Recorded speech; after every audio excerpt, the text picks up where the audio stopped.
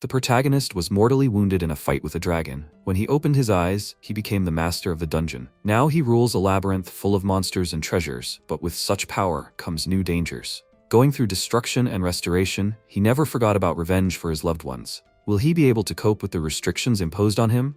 Let's find out. This story began with the adventurer Wade coming to his senses, looking around and seeing his comrades. They were destroyed. Before his eyes was a picture of despair. He approached one of his comrades, bent down, took the potion from him, apologizing to him for taking it.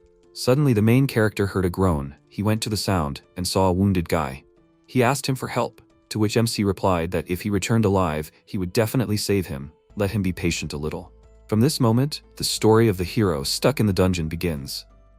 A few hours ago, a large detachment stood at the entrance to the dungeon. The customer's assistant called out to the warriors and called for their attention.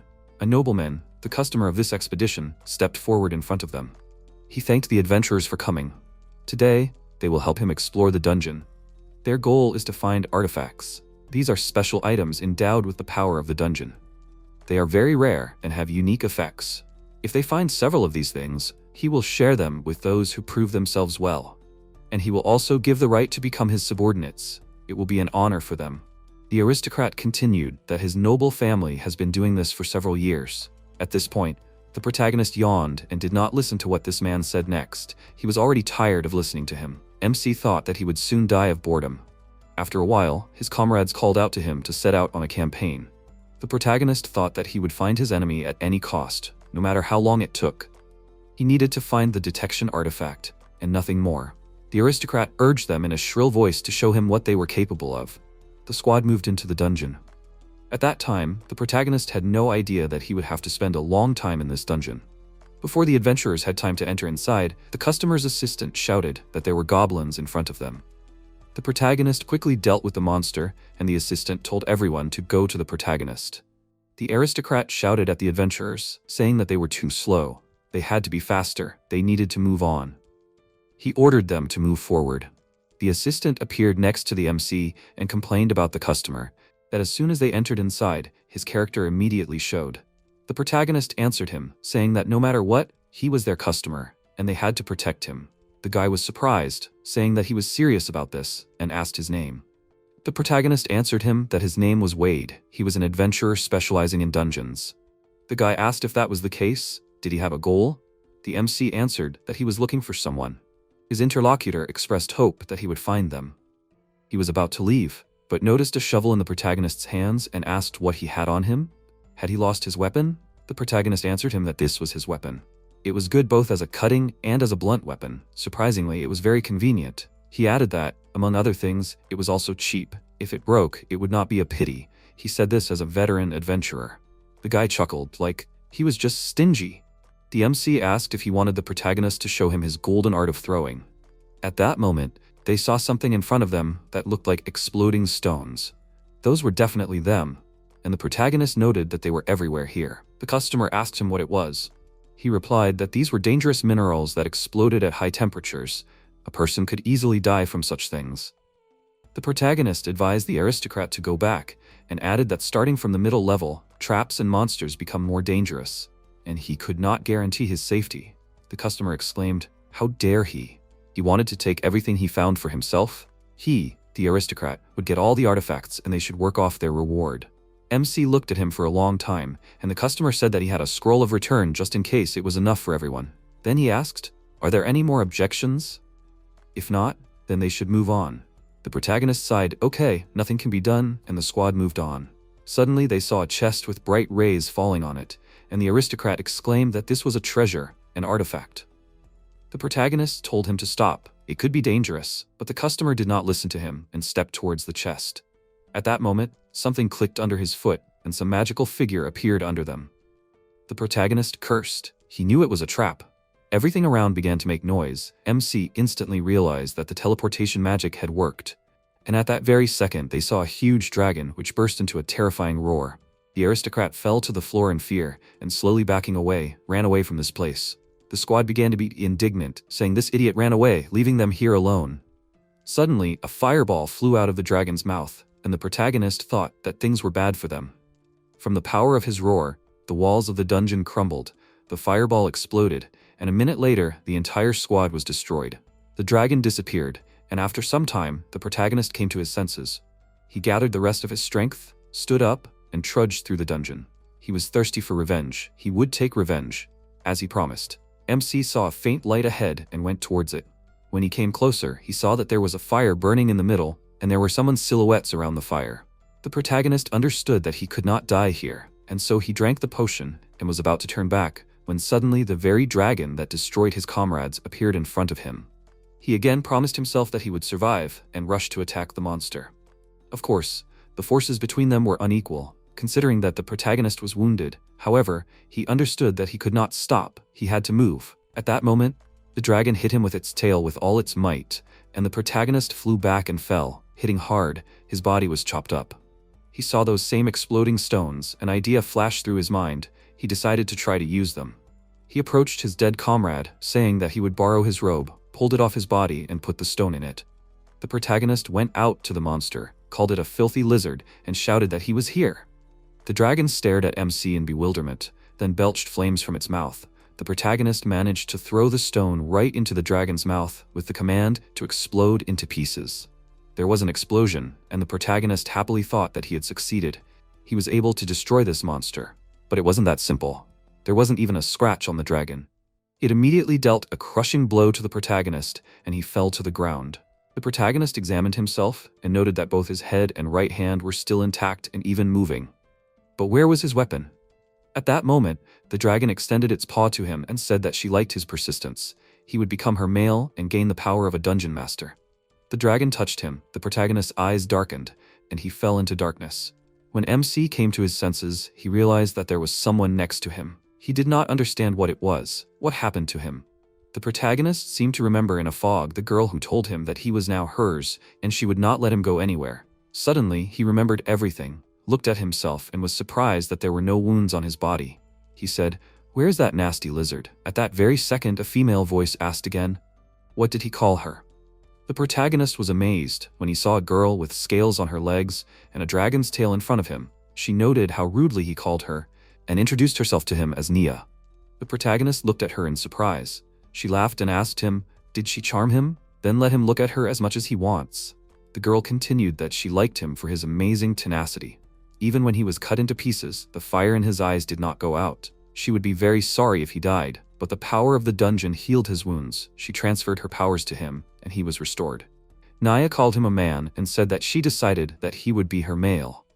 Then the girl opened the door of the tent, showed him all her jewelry, and said that all the treasures she collected now belonged to him. Let him rejoice in this. Nia took the sword in her hands and said that it was a weapon that could extend as much as he wanted. Then she showed him the shield and explained that it was a shield that reflected magic. Then the girl took the bracelet and said that this thing increases the strength of the owner. And finally, Nia took the pendant and said that this artifact shows what its owner wants. It is good for finding tasty prey. The protagonist took the thing from her hands. It was the very same detection artifact that he wanted to find so much. He got out of bed and went to the exit. Nia asked where he was going. The protagonist said that he needed to go to the surface and find someone with the help of this thing. The girl calmly explained to him that nothing would work. He couldn't leave the dungeon. The protagonist didn't understand why he couldn't leave here. Nia answered that he was alive now because his soul was sealed in the core of the dungeon, and he became the dungeon master. If he went outside, he would die immediately. If he wanted to go out, he needed an heir. MC was indignant. What kind of nonsense was she talking? Did she really think he would believe her? The girl repeated that everything was exactly as she said. He would have to live with her. The protagonist protested. He couldn't stay here. He had unfinished business. He turned around and went to the exit. Finally, he saw it, and the closer MC got, the worse he felt. By the time he got to the end, he was bleeding all over and eventually collapsed on the floor. Nia sighed, like she told him he had just recovered, and again. The girl came up to him, said that she came to take him away, let him be grateful to her for that. Since she had fallen in love, nothing could be done. She dragged him back to her chambers, and the protagonist did not understand. What other dungeon master? He firmly decided that he would stop being one at all costs. What awaited Wade, who had become a dungeon master? He was on the verge of despair. When he was on the verge of death after a battle with a huge dragon, and barely escaped death becoming a dungeon master, he managed to find what he had been looking for so long, the detection artifact. So he took another step on the path of revenge, or so it seemed to him. If he can't use this exit, then he'll dig his own. The protagonist liked this idea and started to implement it. But as soon as the protagonist inhaled the air on the surface of the dug exit, he felt sick again. He realized that he had failed anyway. Nia, who was watching his actions, told him that he was wasting his time. If he went outside the dungeon, his body would be destroyed. The protagonist exclaimed, "Why is it like this?" The girl replied that these are the restrictions of the dungeon master. He shouldn't worry, let him just go back, and his body will be restored immediately thanks to the magic power. The protagonist had no choice but to go back. She asked him if he had calmed down yet. MC replied, "Probably." He was thinking, just when he found the item he needed, he couldn't leave this place. Maybe he should have found someone who would become this master? But who would want to take on such responsibility? And he would feel uneasy about deceiving anyone. Naya asked him why he was so eager to get out of here. He could have a great time here, too. The protagonist answered that he was driven by revenge. He needed to find someone, no matter what, and so he would definitely get out of here. The girl looked at him with a sympathetic look. The protagonist sighed and said that since he was here, he should explore this dungeon. He looked at her and asked, was her name Nia? The girl answered in the affirmative and added that she was a proud red dragon. The protagonist introduced himself to her as Wade, a simple adventurer. She asked him again, a simple adventurer? MC did not have time to answer her because at that moment goblins burst in. He and the girl took a fighting stance and entered into a fight with the monsters. The protagonist noticed that one of the goblins took something out of a bag and scattered it in the air. He noticed a familiar color and realized that the monster was holding explosive gunpowder. At that moment, there was an explosion and the protagonist fell. An alarmed Nia ran up to him and called out to him. He stood up, cursed that he had been extremely careless, stood before the goblins and expressed his hope that they were ready to die. MC took a more comfortable grip on his shovel and began to crush goblins left and right. Finishing off another monster, he said that he had enough problems without them. One of the goblins hid and ran away. Naya noticed this. She wrapped her tail around the protagonist and told him that one monster had escaped. It would return to its nest, and they needed to go after it. The protagonist protested, saying that there was no need to chase this little one. They were just defending themselves. The girl said that he simply didn't know that their target was the leader of the goblins, the boss goblin. He was quite smart, and besides, they had a custom of choosing the strongest individuals as leaders, which were determined during fights. Naya looked at him slyly and added that if they were very lucky, they could appoint a new successor. The protagonist immediately began to hurry her to chase. She noticed how excited he immediately became. Nia asked him about the technique from earlier and why he didn't use it during their fight. The protagonist wondered if she meant physical enhancement. He used it to the fullest until his body was literally bursting from the strain. Nia laughed and apologized to him, then added that this was why he was the only one who endured. The protagonist thought that she was a monstrous creature. The girl continued that she liked his tenacity. In her opinion, their human life is just a fragile instrument, a vulnerable, thin matter, capable of breaking off in an instant. She was attracted to him by his courage not to be afraid of pain, and his determination, which surpasses even the instinct of self-preservation. The protagonist asked what she meant. She pointed to the passage and said, "Well, over there." They went down through this opening together, where he saw many goblins. The protagonist clarified, "Is this place a nest of monsters?" Nia answered, "Well, exactly. And they got a good catch." She stepped forward, exclaimed that these vile goblins should know their place. They wounded her male, and therefore, she will not leave a trace of them. Naya attacked them with such power that the protagonist thought, well, dragons are amazing creatures. But he could not just stand aside and join the girl. The goblins scattered in all directions and were stunned by the attack of their visitors. But then a voice was heard telling them to stop. They turned around to look at the sound and saw a huge armored monster in front of them. He said that it meant that they were the ones who attacked his brothers. Nia asked if he was the goblin boss. He was the one they were waiting for. The protagonist suggested that he be braver. The dragon that cannot be defeated will be his defeat, and then he will make him the dungeon master.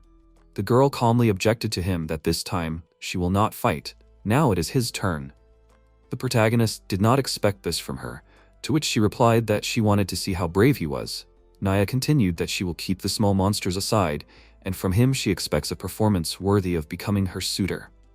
MC was indignant. When did he manage to become her lover? The goblin introduced himself as Vega. The protagonist told him his name and added that it was nice to meet him. They entered into a fierce fight, and the protagonist noted that the monster was very strong. He was well versed in physical development. In addition to the goblin's muscular strength, his physical enhancement was at its limit.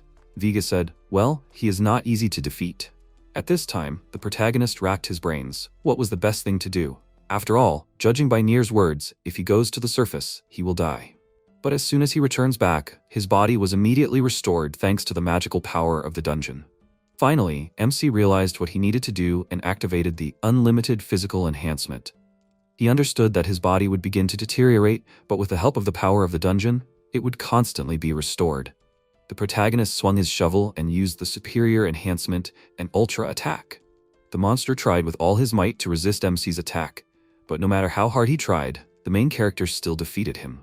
After some time, the temporary allies were sitting on thrones, and the smaller goblins were helpfully bringing them food and drinks. Naya said that the protagonist was a good boy. Their rescue was useful. She suggested that he continue in the same spirit, so that eventually they could conquer the entire dungeon. He muttered that now he understood that this was exactly what she wanted. When the goblin boss brought them another delicacy, the protagonist asked him if he really liked it. He said that he would not forgive them, right? The goblin quoted to him, "You need to fight to the death and accept your fate." He explained that this is the goblin code. They survived by obeying the stronger, so let the MC not worry, such is their nature. The protagonist replied that now he understood everything, but could he become the dungeon master? The monster replied that he couldn't do that because they were in a master-servant relationship. The dungeon belonged to him, to Mr. Wade. MC simply begged him. He needed his help because he really needed to get out of that dungeon. At that moment, Nia told the goblin that he should never agree to that under any circumstances. The monster apologized in confusion, said that he needed to leave, and ran into another room. The protagonist sighed heavily and said that he would have to look for another master. At that moment, Nia came up to him and pressed herself against him. She told him that the way he had fought so brilliantly just now had given her some naughty thoughts. The protagonist got scared and told her not to react like that. The girl didn't pay attention to his words. She said that he was probably exhausted. Let her share his magical power with him. She would calm him down. MC began to protest again, but Nia was determined and got her way. Meanwhile, in the inn outside the dungeon, Sunny thought that 5 days had passed since the protagonist disappeared into the dungeon. He was so difficult. She decided that she would go visit him. But what kind of relationship did this girl have with the protagonist? At that very time, in the goblin lair, in the very heart of the dungeon, the goblins created a feast in honor of their new leader, preparing food and drinks. The protagonist was surprised. These monsters can cook. He asked them to let him help them in this matter. The goblins did not mind, and MC prepared such delicious dishes that everyone ate them with great pleasure, exclaiming every now and then how delicious it was. After the feast, Nia noticed that it turns out that the protagonist is also an excellent cook. He was embarrassed by the praise and replied that he was not that good, he only knows the basics. The protagonist took a piece of meat, tried it, and said that it was also very tasty meat. Whose was it? The girl laughed and replied that it was stone centipede meat. Needless to say how MC reacted to these words. All the contents of his stomach sharply objected to such a dish. Nia was amused by this. She jokingly remarked, like, what a waste of money on his part. He replied, spitting, that this dish was so bad that there were simply no words. The girl noted that he could be so cute, just like a child. It was so touching. The protagonist said that they would continue exploring the dungeon as soon as they finished eating. She asked him, like, would he continue to look for a successor? MC did not deny it and added that he would not be able to go outside unless he stopped being the dungeon master. Does she know any monster that could take his place? Naya grabbed her head and groaned. Like, why is this happening to her? The protagonist was worried. Was she okay? The girl replied that she could fulfill his wish, but she did not want to part with him. Maybe he would come to his senses and stay here with her forever? The protagonist asked her a counter-question. Why didn't she just go to the surface with him then? She was silent for a moment and then simply squealed with delight. Nia thought that his proposal was a human custom. Proposal? A relationship with the intention of getting married and being together forever? She immediately imagined herself in a wedding dress and holding the protagonist in her arms. The protagonist did not understand her reaction. He could not read her thoughts. Nia immediately chattered that if a candidate was needed, there was one skeleton archer, if she remembered correctly. Perhaps it was even the ghost of a former adventurer. He seemed skillful and intelligent. So a suitable successor was found. The protagonist suggested that she look for him. They set off, and after a while MC asked her, is this where? Is this the area where the skeletons are? The girl, in her dream world, said that she was so happy that he wanted to marry her. The protagonist stared at her and exclaimed, is she crazy? Where did she get such nonsense? Naya turned to him and said that there was no need for him to tease her and offered to exchange eternal vows with him. She pulled him towards her in a fit of emotion, but he tried to push her away. At that moment, they heard someone screaming. They turned towards the source of the sound. The protagonist was surprised to see his acquaintance from the surface named Sunny approaching them, and a bunch of slimes were crawling behind her. She also saw him and screamed, addressing him as a master. The protagonist decided to stop these monsters for a while, because the master's safety is a high priority. He looked at the exploding stone in his hand and estimated that this should be enough. He threw this stone into a bunch of slimes, and for a while they disappeared. His friend was amazed by this phenomenon. The protagonist smiled at her, greeted her, and asked how she was doing. At that moment, the slimes became active again. MC realized that a normal physical attack does not work on slimes. Everything was right, so he squeezed the stone and sent magical power into it. With a threat, he threw this thing at the monsters again, but in this case, nothing worked. Naya, who was watching this whole picture, wanted to see how it all ends, but still, she decided to help him a little in the fight against these nasty creatures. She called the core of the monsters out. The protagonist noticed this and shouted to Sunny that they need to follow him. The girl rushed forward, clearing the way for them. The protagonist noted that she did a great job, for which she thanked him. MC said that now it was his turn. He decided to use the regenerative power of the Dungeon Master, Reboot. After a short struggle, he chopped the core of the monsters and dealt with the slimes, exclaiming that it was too easy. His friend enthusiastically exclaimed that it was amazing. She asked the master what kind of technique it was. She had never seen anything like it. Let him teach her how to do it too. The protagonist cooled the girl's ardor and suggested that they talk calmly first. Suddenly, a whole bunch of slimes appeared next to them again, which began to surround them. Sunny screamed that they were caught. The protagonist realized that there were simply more of them than he expected. At that moment, an arrow flew out of nowhere and tore apart the core of the monsters. When the slimes were finished, the protagonist was puzzled, wondering what happened. He saw someone's silhouette, and when the visitor came closer to them, MC asked Nia if this was the skeleton she was talking about. The girl confirmed his assumption, and noticing the guest's gestures, she guessed that he was asking for something. Sunny suggested that he was asking for a reward for saving them. The protagonist noted that this meant that all this was not out of good intentions. He took out gold coins and asked the visitor if they would do. The skeleton took the coins. MC thanked him and asked him if he was interested in becoming a dungeon master. The protagonist explained to him that he came here to find a successor, and he wanted him to be it. The skeleton turned away from him and walked on. The protagonist thought, is he ignoring him? It was like he was rejected. Sunny suggested the protagonist to forget about it. She expressed her joy that he was okay. He did not return from the dungeon, and she was very worried about it. The protagonist asked her, did she come looking for him and get lost? The girl was ashamed of her mistake, and she suggested that he get out of here right now. MC answered her that, unfortunately, this is impossible. She was surprised, but why can't he do it? He briefly told her about his adventure, and the girl was confused. She asked, is this beautiful lady who is always next to him a dragon, and he himself is the dungeon master? Clutching her head, she could not believe it. The protagonist muttered, like he is afraid that this is true. This is exactly why he cannot go to the surface. Naya confirmed that this is true.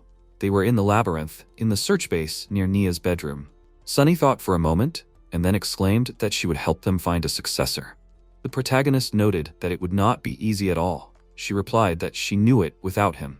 She continued that when she was just starting out, he was the one who supported her when she couldn't do anything. The girl remembered how it all started. A few years ago, she was kicked out of the guild she belonged to. She was simply told that she was no good, and so she was fired. Although the girl trained hard to become stronger, she didn't see a future, and that's when she met the protagonist. He watched her training, then said that she was getting too close. Her agility and speed are excellent, but in this state, she wouldn't be able to do anything. She asked him who he was. He introduced himself to her and added that he wanted to give advice to a beginner who was taking unnecessary risks. That's why he had to intervene in the conversation. She wasn't using her talent to its full potential. If she allowed it, he would help her a little. After that, the master trained her, and who she is now is only his merit. After snapping out of her memories, the acquaintance asked him why he was so kind to her. The protagonist replied that he hadn't told her, that he just wanted to help her. He continued that fewer people should regret their helplessness. The girl frowned, and MC noticed this and said that she shouldn't do that. Instead, he offered her a drink. Sunny happily responded positively to his offer. She said that he had helped her many times, and now it was her turn to help him and repay him for all his kindness towards her. The girl added that he could rely on her without hesitation and offered him to return to the surface together. The protagonist agreed with her, but Nia thought that the two were too close to each other now, and separated them. She thought that the protagonist was only hers. She would not give him to anyone. She was hurt even by the thought that someone could take her betrothed away from her. She began to rage and release fiery flashes. An MC friend asked him to stop this raging lady. He exclaimed, "Is she kidding me? How can he deal with her?" The girl urged him to do something, otherwise they risked being burned alive. Meanwhile, in the capital, in a large castle, a beauty named Sophia, standing by the window, said she heard that their target was in the depths of the dungeon. She asked the Lord of the Dragon Slayer, "Is this still possible?" He answered her that it is undoubtedly. He will kill the dragon and do it flawlessly. What is the power of a dragon slayer? After some time, those gathered in the dungeon were suffering from hunger. The protagonist could not move from the spot. Sunny was also on the verge. Her stomach was growling like crazy. The girl periodically exclaimed that it was all Nia's fault. She ate all their supplies. The dragon said that you can't argue with hunger. Sunny replied that she wouldn't forgive her even if she smiled sweetly. Can't she see that even goblins are suffering? The monsters were also sitting with sad faces and holding their stomachs. She grumbled that they only had caterpillars left. Nia asked her if she didn't like them. The girl told her that they weren't tasty at all.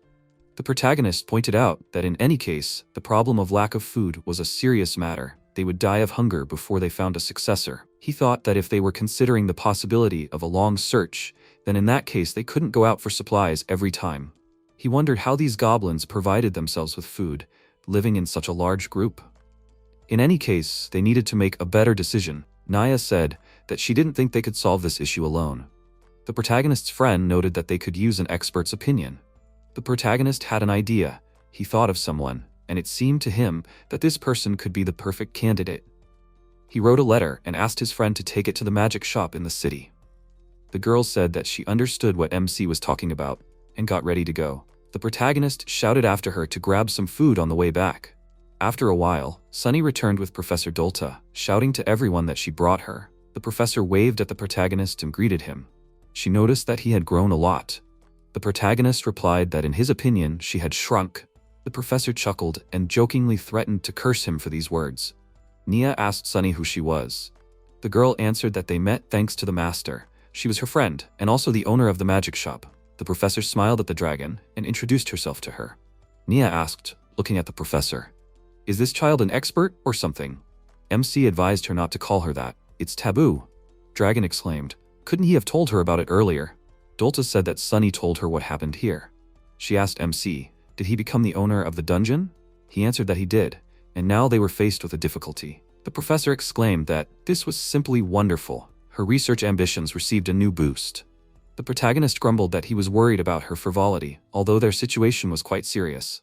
She told him that it was her concern now, and besides, the problem of the lack of food was very easy to solve. They could provide themselves with everything they needed. The girl took out bags of seeds. The protagonist asked what she was going to grow.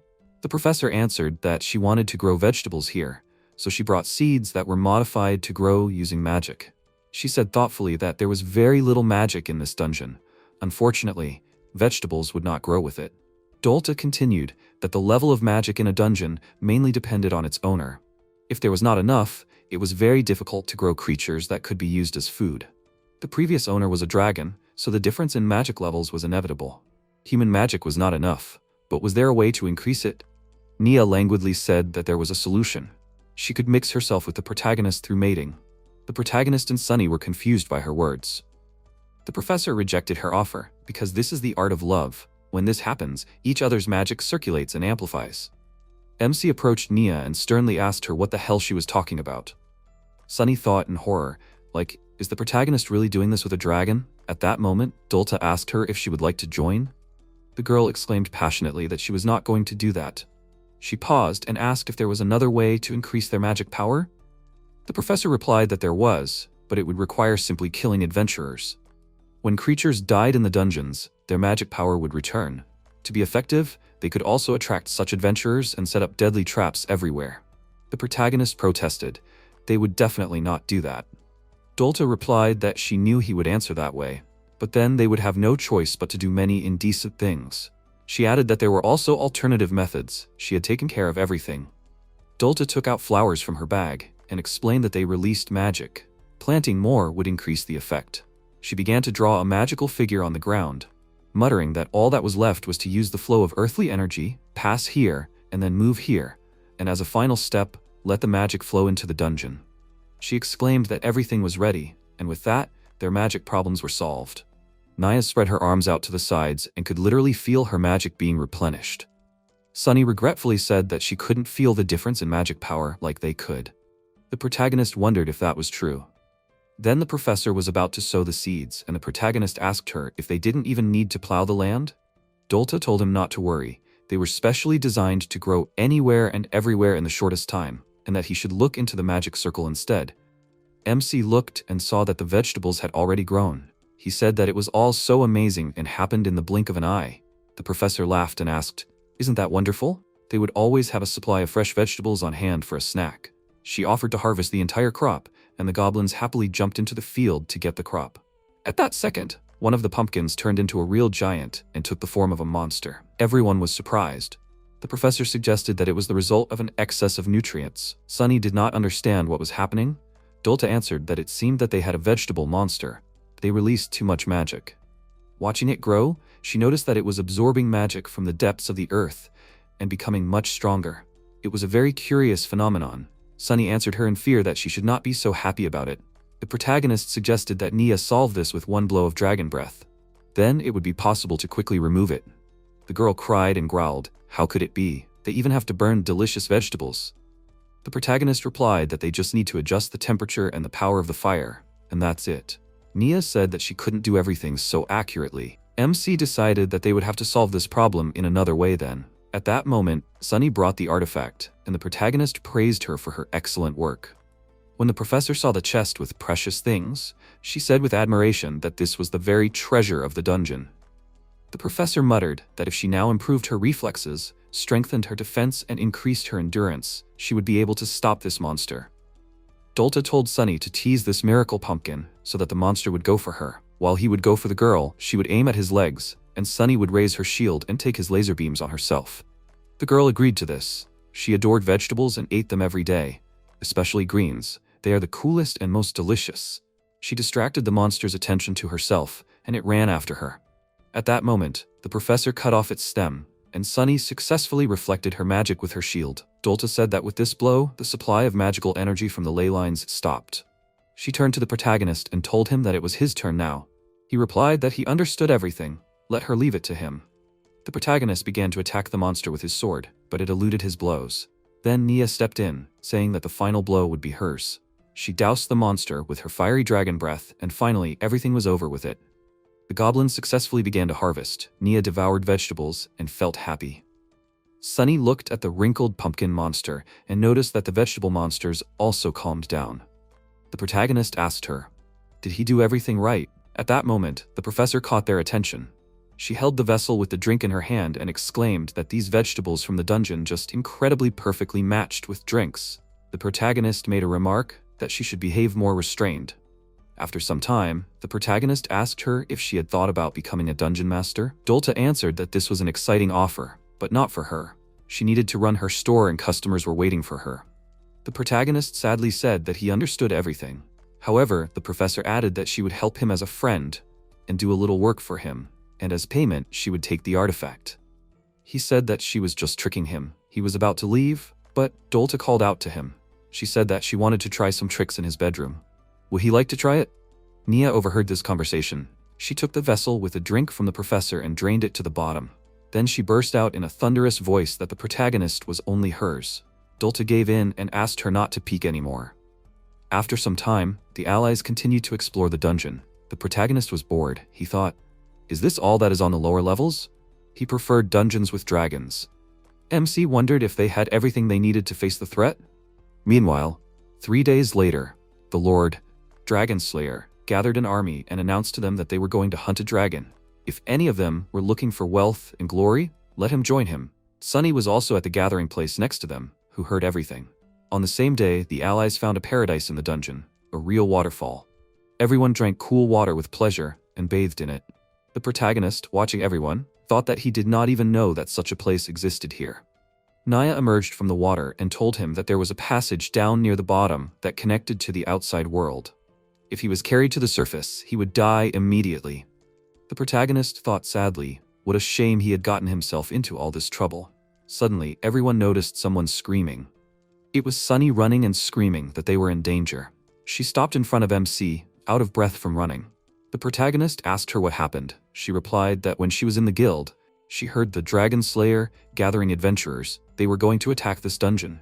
Nia said that Dragon Slayer is a bold nickname. The protagonist is familiar with his name, Brad. He is a veteran hero who possesses the magic of dragons that he defeated in the past. It is said that his favorite sword is a relic created to fight dragons. Nia, who was listening attentively, said that he seemed to be a very strong person and suggested that they hide from him. But the protagonist objected to her. In this case, she would not be able to sit back. He was eager to hunt and would come for her, so he was against hiding. He thought that he would never be allowed to do anything bad to Nia or anyone else. The girl looked at him carefully. The protagonist was afraid that she would make up something again, so he said out loud that it was about survival. He would defend himself with all the means available to him, because he had no other choice. In order to protect his dungeon, he was ready to repel attacks from all adventurers. But he needed help. That's why he gathered everyone and asked them for help. They would all protect their dungeon. Everyone enthusiastically agreed to help him, and the work began to boil. They created traps, dug secret passages, stocked up on water, and many other jobs. Including, they trained with each other. After some time, Nia found the protagonist, who was alone and thinking about something. She asked what kind of face he had. Let him tell her what worries him so much. Together, they can figure it out. He replied that she already knew everything. The thing is that he is not sure that he can win against Brad. He is just an ordinary adventurer with no special talents.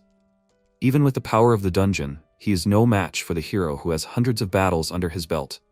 It is somehow strange, considering that he inspired everyone to fight. It is very possible that he will disappoint everyone. Nia exclaimed that he should not say such things. This disease is typical for people like him. He has already shown his strength. He should not underestimate himself. The protagonist asked if she really thinks so. She answered that of course it is true. If he doubts, he can always rely on her. The girl looked him straight in the eyes and said that she believes in him. Then she asked if he is better now. The protagonist answered in the affirmative. He is fine now. The girl said that the others were also worried about him. They thought that something was wrong with him. Here they heard some fuss and Sunny's indignant voice so that the goblins would not push her. At that moment, the door to the room fell out. The protagonist and Nia saw an amazing picture. Sunny and the goblins, led by their boss, were lying in a heap on the door. The protagonist asked them what they were doing. The boss began to make excuses, saying that it was not his fault. He was walking and then slipped and fell. Sunny was eavesdropping on them. The girl began to be indignant, saying that he was making up stories here. They looked so comical in their attempts to justify themselves that the protagonist and Nia laughed. The protagonist thought with warmth that he was very lucky with them. And so, 3 days later, the friends were preparing for a visit from dangerous guests.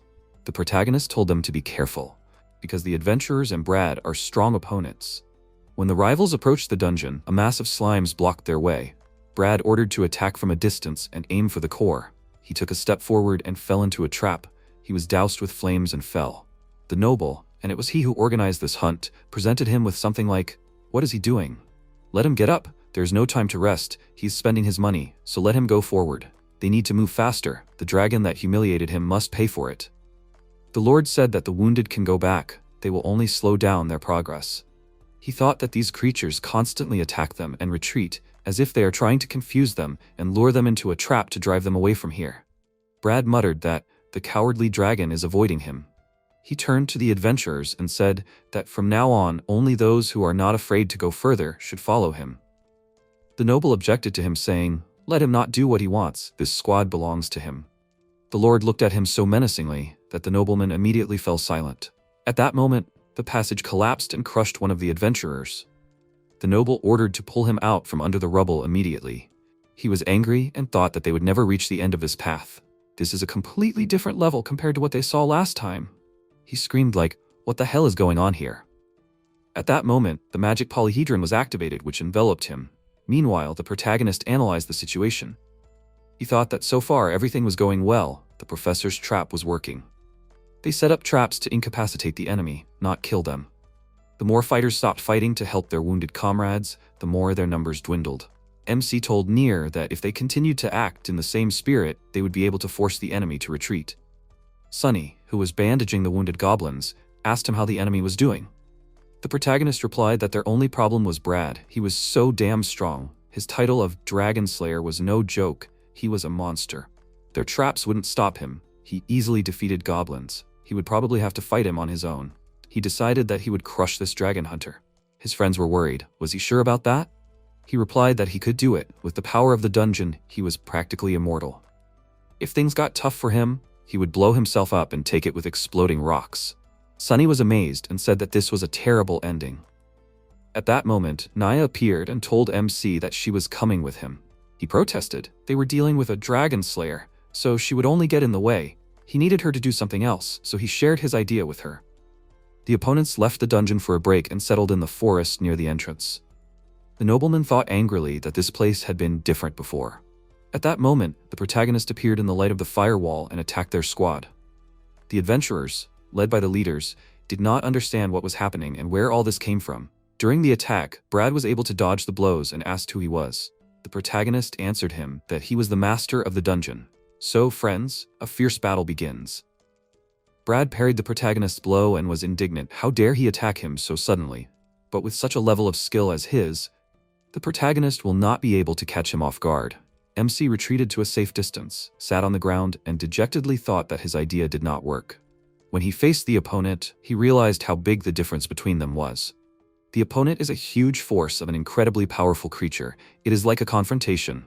But he will not give up so easily, they just need to do it. The protagonist turned to the pumpkin monster and said that it was his turn. The pumpkin began to circle around the opponents at a furious speed, hitting them from the most unexpected places. The adventurers were confused. They did not understand what it was, and began to retreat in fear. Brad looked at them and called them cowards. He attacked the monster and dealt with it without difficulty. At that moment, the protagonist stood in front of him. The Lord turned to him to get out of his way. His only goal is to hunt dragons. He kills them and uses their power to hunt other dragons. And now he should get out. He is nothing to him.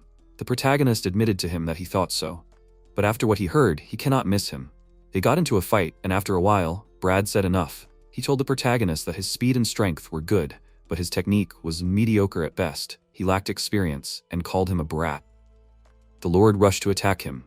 But considering that their strength was really unequal, the protagonist got it from him. Brad said that he, the dungeon master, had climbed too high. Then he asked what was so special about this dragon that he was protecting. He added that dragons are creatures that use their power as they please.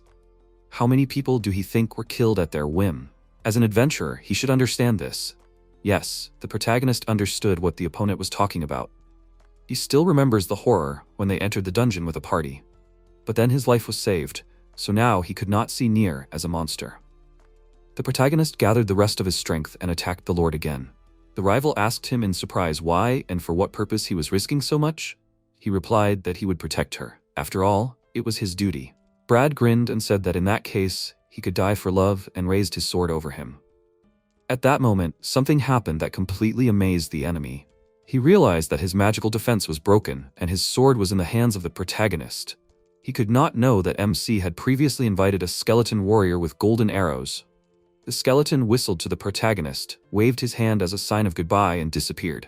The protagonist thought that he was right when he hired him as support, but from the skeleton's side, it was robbery. 1 gold for 1 shot. Brad roared from the loss of the sword and called MC a freak. The protagonist answered him that this was exactly what he planned. This sword is an artifact for killing dragons, which means it is super effective against someone who has the power of a dragon. The enemy was indignant. How could they deceive him like that, an experienced killer and adventurer? And now this guy is using his own power against him. He got really angry, roared like, how dare he? Brad managed to grab the protagonist by the neck. He squeezed his throat and said that he was the dragon slayer and he could not be defeated. The protagonist shouted with all his might that this was great, let him do it now, and dragged him onto the magical figure trap, teleportation magic. The trap opened and they fell down. The protagonist shouted to Nia that the opponent was hers. The girl said in anticipation like, Nia the dragon. She delivered a powerful blow to the Lord in a jump, who fell to the floor and turned into a dragon before his eyes. She enjoyed it, and thought about how wonderful it was. And she also saw the eyes of the enemy. There was bewilderment and something like panic in them.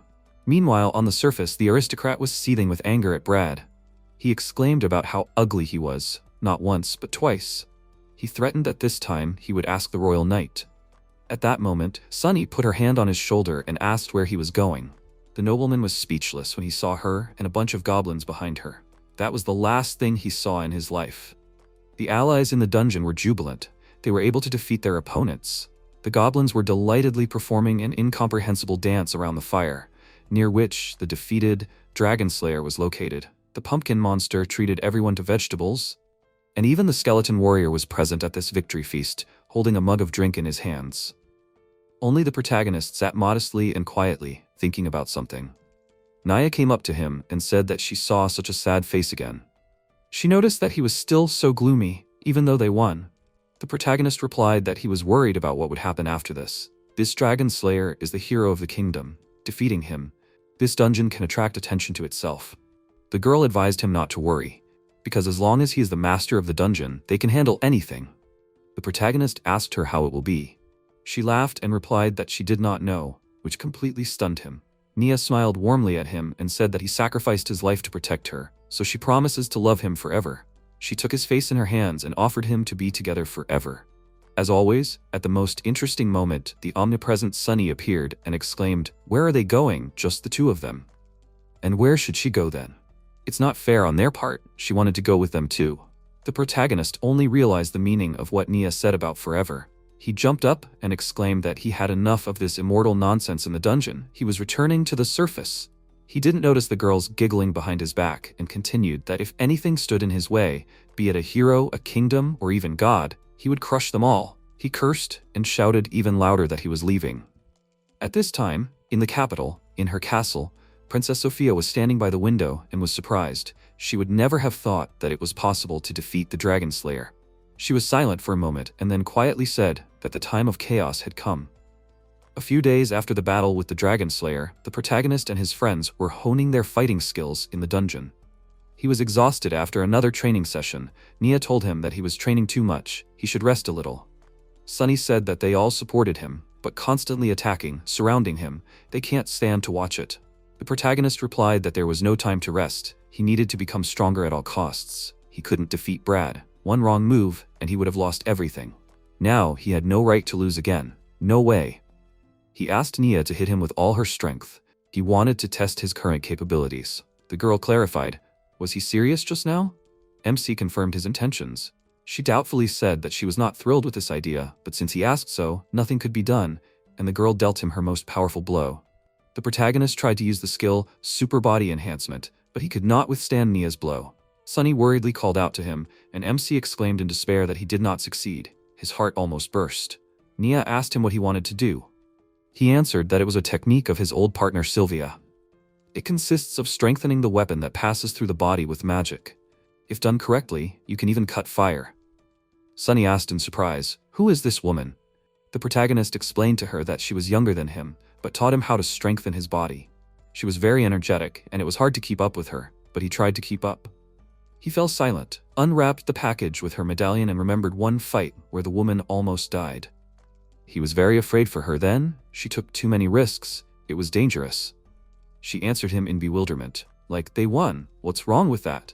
The protagonist answered that these were already consequences. They could have fought more carefully. Sylvia objected that he worried about literally everything.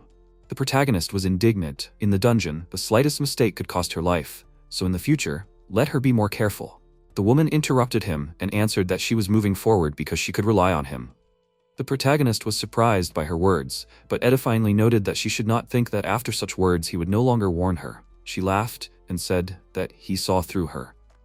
MC interrupted his reminiscing and continued that she was very lively and her power was beyond the realm of possibility, as well as the technique, which was different from the usual use of magic to create objects.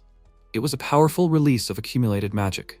She was able to perfectly control it, directing it to attack. Sylvia explained it rather roughly, so he did not fully understand the details, but the gist was clear. If he could recreate her technique, he would become much stronger. He paused and then said that they should resume training. Would his friends help him more? His allies answered him like, "No problem." Nia said that maybe they should consider safer training methods. At that moment, Dolta appeared, asked how they were doing with the golem, and added that she came to see how her friends were doing. She noticed that they were continuing their training and offered to train together if they wanted to. Nia replied that that would be great. A few minutes later, the protagonist was training with the professor's skillfully crafted golem, and Nia told her that it was a great thing, and that it was also convenient to adjust the enemy's strength. Dolta expressed her gratitude for her appreciation of her work. She explained that she used information about various tactics used in battle from the archives of various knightly orders. Also, the strength of its body is regulated by the amount of magic it absorbs from the environment. She asked Nia if she had just adjusted this golem to its maximum strength. The dragon confirmed her words and added that it was at MC's request. She said that he had been too carried away with training lately and was obsessed with trying to repeat his friend's technique. Dolta hesitated. She didn't know whether she should say it or not, but she would say it anyway. His former partner was killed in the dungeon. It seems that they were suddenly attacked during their research and were all destroyed. The protagonist, miraculously alive, saw the killer. His eyes were like spirals. This is the only thread they had. Therefore, the protagonist is obsessed with revenge, and this is why he strives to get out of the dungeon, having gained greater strength. Nia thoughtfully said that she understands him. Revenge on the enemy is a worthy cause. And yet, he risked his life to protect her. Dolta said that she was also surprised by this. She never thought that she would fight a dragon slayer. She sighed and noted that it seemed that his loyalty to his comrades had not changed. Although at heart he is a softie, she cannot leave him. He is too cute for that. Meanwhile, the protagonist did not stop training and was already pretty battered. Sunny worriedly asked him if he was okay. She still thinks that they should stop training. The protagonist caught his breath and replied that he was fine. He wanted to finish what he started. He had to overcome all the limits of his capabilities as quickly as possible. MC resumed the fight with the golem, but he clearly lacked power and strength. Dolta noted that he was not strong enough. His talent was mediocre, no outstanding skills. Yes, he was strong, but not stronger than these monsters. A good adventurer, but nothing more. He was unwavering, and that was enough. Nia said that this was the protagonist, a strong spirit and perseverance. Because of his weakness, he tries his best. Every time he falls, he still gets up. A soul that cannot be broken, that's what is beautiful about him. Meanwhile, the protagonist did not give up and put all his efforts into the attack. Finally, he managed to cut the golem in half, and Sunny enthusiastically asked her master, "Was that the same technique?" He replied that it was not so. The magical energy had not yet completely passed, but he was already beginning to feel how it worked. Nia, admiring him, asked the professor if she liked him. She replied that she had clearly underestimated him. His experience had increased while in the dungeon. She added that she was simply worried about him, and she was not against revenge. The protagonist's allies were very happy about the protagonist's victory. They were overwhelmed with emotions, and Dolta said that they would like to quickly decide on the successor of the dungeon. Suddenly, a system window appeared, and a woman unfamiliar to them contacted them. She exclaimed, like, "Who is she seeing?" and expressed the hope that they are now seeing this recording. A winged beetle appeared next to the screen, addressed her as Miss Lemi, and replied that the recording was excellent. The dumbfounded allies looked at the screen. The woman rubbed her hands, said that this was great news, and offered to start negotiations. She addressed them as the lords of the Dragon Dungeon and said that it was a pleasure to meet them. Next to her stood a young girl, and Miss Lemi said that she had one request for them. She would like them to hand over the power over the dungeon to her. As it goes without saying, the question arises, is this stranger really seeking dominance? She continued that she was a little late and introduced herself to them as Lord Lemi of the dungeon. Seeing the complete amazement on the faces of those present, she explained that it was a magical projection, that they could do nothing with their attacks. The woman inquired who their main master was. The protagonist raised his hand, identifying himself, and stepped forward, asking if she had any questions for him. Miss Lemi apologized to him and replied that she simply did not expect a mortal to be a dragon master, and such a beaten one at that. The protagonist wanted to indignantly pull her up, but the woman suggested that they resolve everything peacefully. She said that she had a reasonable offer for them in return. When they handed over power to her, they would get as many artifacts as they wanted. And she also guaranteed them food and rare resources. Dolta muttered about resources, Nia dreamily drawled about meat. The protagonist thought with displeasure that someone had risen very quickly to the stranger's promises. The woman was impatient to know their answer. She thought that this was a good offer for them. MC thought that if he handed over the rule to her, he would be able to get out, and there seemed to be no reason to refuse, but something held him back. He said that this was a pretty serious deal. Why would she need this dungeon? Miss Lemi replied that she was a researcher. She was fascinated by such places and their inner world. The protagonist doubted it. Everything was so smooth. Was there really no catch? She continued that the more samples, the better. The woman asked in a business-like manner, like, the intelligence of the local goblins is high, isn't it? Or do they only develop in the dungeon? Are there any differences in the brains of demons? She wanted to dissect them and find out the answer to all her questions. She added that she also needed to test the effects of the new medicines. After all, she needed a large quantity and quality. And of course, dragons. The goblins pressed their ears in fear and looked very pitiful, and the rest were not in the best condition. The protagonist threw an exploding stone in his hand and interrupted Lemi.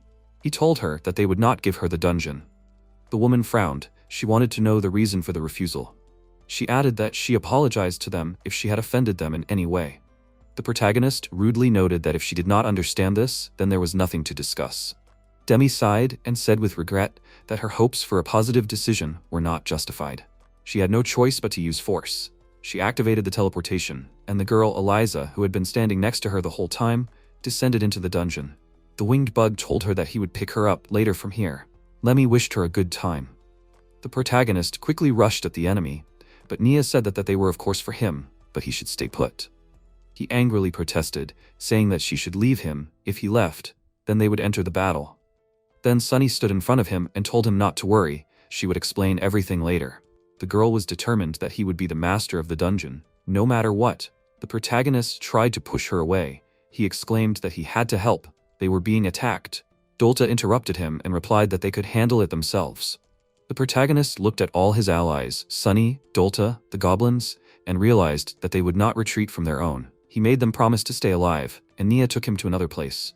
Eliza, who had been watching all their actions all this time, said, "Well, that means they decided to escape there. Well, it's time for her to get down to business." She looked at the protagonist's friends who stood in her way and said that Lemi asked not to kill them. She doesn't care what form they are in.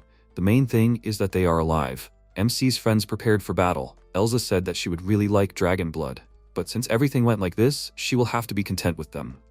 She rushed to attack. Dolta reflected her attack with a magic shield and sent a fiery mass in response, which Elsa successfully dodged. The professor told Sunny that this girl is a vampire, and they are quite cruel creatures. They should use enhanced magic to deal with her, and she needs a little time to prepare for this. Sunny understood the meaning of her words and took the fight upon herself. In a series of attacks, Sunny noticed that the enemy's weapon had changed. First it was a sword, and now she had a spear in her hands. Eliza asked her, "A very interesting fact, isn't it?" Although this is just a way of fighting vampires, she remade the spear into a bow and fired at Sunny, who barely withstood her attack. The girl thought that at all costs, she had to protect the master. But the enemy moved faster, and the girl did not know how much she could protect Dolt while she was preparing magic. It was becoming increasingly difficult for her to stall for time.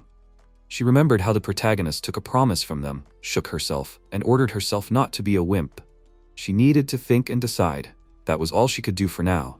And Sunny again rushed to attack Eliza.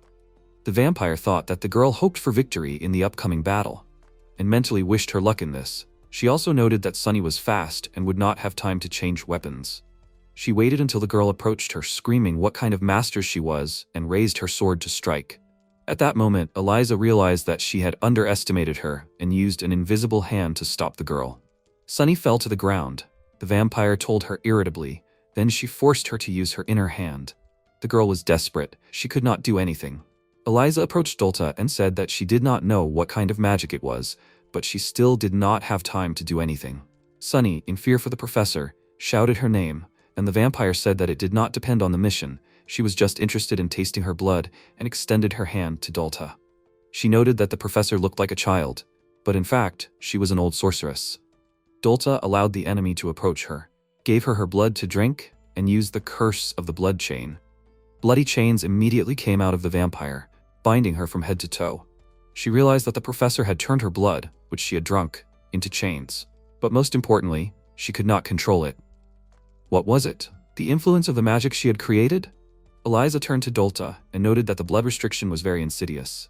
The professor replied that she had to stop it by any means. She said that she needed dragon blood. Blood is an excellent means for magic, especially for vampires, so she thought that Eliza would want her rare blood. She smiled and added that they also wanted living samples, just like their rivals. The girl took a large syringe in her hands in order to take her vampire blood. The instrument was durable, so everything should be fine. In addition, Dolta tied her rival tightly with magic ropes, and Eliza angrily threatened her, saying, "Let her wait, she will take revenge on her." The professor approached Sunny and thanked her for her help. The girl, sobbing, objected to her, because she lost. Dulta added, saying, and did a good job with the vampires. Eliza grumbled that she was cornered and destroyed. Sunny wondered why the enemy was praising them. The professor once again praised the girl for a job well done, and Sunny replied that it was an honor for her. Dulta thought that the others should also be praised, which she did, adding that in her opinion, their work was finished. The goblins were pleased with the outcome of the battle and the professor's praise. At that time, she thought, how is the protagonist now? They won this battle with great difficulty. But how were things with the protagonist and Nia in the other dungeon? Meanwhile, a fierce battle between the dungeon masters was beginning. Wade examined himself and noted that his body was fine. Nia said that the concept of the dungeon protects the master. There are no restrictions on movement between them. Lemi exclaimed, the protagonist is in another dungeon for the first time? She added that it is too difficult for them, the catchers, and they should abandon their idea before it is too late. The protagonist abruptly cut her off and noted, well, he said that there will be no negotiations. Lemi laughed. Nia warned the protagonist that, despite the fact that there are no restrictions on movement, this woman is the owner of this place, so they cannot use the help of the dungeon. The protagonist asked her to explain everything to him in more detail, and she said that he would not be able to recover here, and the enhancement would not work either, so he should leave everything to her. She asked him to take cover for now, saying that he would have work later, but she could not take a step. At that moment, a winged bug flew up and blocked Nia's body. The protagonist asked him in surprise, when did he manage to do that? He chuckled and advised him not to underestimate the little ones. He placed the girl in a seal and said that this seal was special, especially for them. They were going to attack their dungeon, so they have a lot of such things. Lemi waved her hand to the protagonist, said that they had his girlfriend, and asked him if he still wanted to fight them. The protagonist replied that he really wanted to continue the fight and punch her in the face. Nia was worried about him, tried to break out of the seal, but it was in vain. Lemi said that she likes fools who don't know their place, they die quickly. However, she is a person of principle. It would be ignorant of her to torment a fool like him. The woman remembered something and said that now she will tell him one interesting thing. The protagonist expressed hope that the thing is good. Lemi replied that it is a win-win option. She began to say that the master can seize power over another dungeon by touching the core of this place. Most likely, Nia brought him here for this very reason. She has the same conditions and she does not need to negotiate with them. All she needs is to touch the core of their dungeon, located somewhere. She asked him, it all sounds very simple, doesn't it? She will destroy them and then take on the dungeon. The protagonist rushed to attack her. Lemi said that she does not like to move much, so she relies on her ability and showed him the mana cube, adding that it was her masterpiece. It multiplied, and thousands of such cubes appeared in the air. She explained that she specializes in golems. Initially, the mana cube was just a piece of metal with the ability to multiply. She changed it and remade it into a real golem. Now they are inside it and asked MC, there are many traps in the dungeons, aren't there? The mana cube can be read and controlled by her thoughts. It is able to attack and defend itself at its own discretion. The protagonist by that time was already pretty battered and beaten by multiple cubes, so she asked him, like, what is this? Is this too difficult for a person of flesh and blood? The cubes attacked the protagonist with all their might, and there was no living place on him. He was covered in blood and seriously injured. Lemi asked him, as if mockingly, if they hit hard, right? At that moment, one cube flew into her head. She grumbled that even though she was immortal, it hurt even for her. Nia, who was watching all this from the seal, was very worried about the main character, desperately realizing that she could not help him in any way. He was holding on with all his might. Lemi thought that for a human he was pretty strong, plus he had the strengthening skills. Although it seemed to her that he had definitely broken a couple of his bones, he was stubborn. She saw him rise to his feet and was surprised to note that the lack of fear of pain was a disease. Had he really gone mad from immortality in the dungeon? The woman decided with irritation that in any case he was going to die now and suggested that he beg for mercy. She used object transformation and directed this blow at him, saying that the grave was already waiting for him. He stood and looked at this huge mass moving towards him. Nia screamed at him with all her might to run. The protagonist stared at the approaching ball without blinking and recalled an episode from his life. After another training session with Sophia, he asked her what the trick to her technique was. She replied that it was necessary to simply feel it. He did not have to imitate her technique, he always helped her anyway. He exclaimed that he would like to help even more. The girl sighed and agreed to show him everything she could do, playfully teasing him that he would turn into a grandfather until he mastered all the techniques. Sophia continued that she would practice with him even when he became old. And now, at this very moment, looking at the approaching danger, he seemed to hear her words. First, he needed to let the magic flow through his body. This is where the magic begins. The main thing is precise manipulation of energy. He needed to concentrate the maximum amount of magic in the weapon and release it all at once. Lemi watched the protagonist's changed behavior and was becoming more and more horrified by what he was doing. He remembered again how Sylvia had come up with a name for her technique. She had called her skill Okuya's magic blade style. Now he knew what to do. MC created a tail of flame and made everything around him move. He noticed that in the room where everything was made of cubes, only one wall did not move. The protagonist realized that Lemi had been standing near that wall from the very beginning. There must be something behind that wall that she wanted to protect. Everyone puts their things where they are best protected, which meant that the core of this dungeon was located behind that motionless wall. He destroyed the wall with one blow and touched the core. Thinking that they had won this fight, he then tightly tied up the defeated Lemi and her winged beetle assistant, then freed Nia. The girl roughly checked if the opponents were tied up tightly, and Lemi complained that they were treating them badly. She continued saying that it seemed like they didn't know much about dungeons. Were they willing to participate in this any longer? The protagonist told her that even if she were the only one who knew, he wouldn't listen to her. Lemi told him that he was either an idiot or a genius. Dungeons are very valuable, and many influential people want to take possession of them. She is not the only dungeon master who wants to expand her sphere of control. Dungeons are shrouded in profit, and profit creates demand. Wars have been waged in these places since ancient times, and now they are taking part in them. What awaits the protagonist who took part in the wars? A winged beetle flew up to one of the walls and pressed an invisible button. Before the friends had time to enjoy the joy of their victory, after the beetle pressed the button, an arch opened in front of them. Nia asked what it was. Dolta replied that it was a portal connecting this place with other dungeons.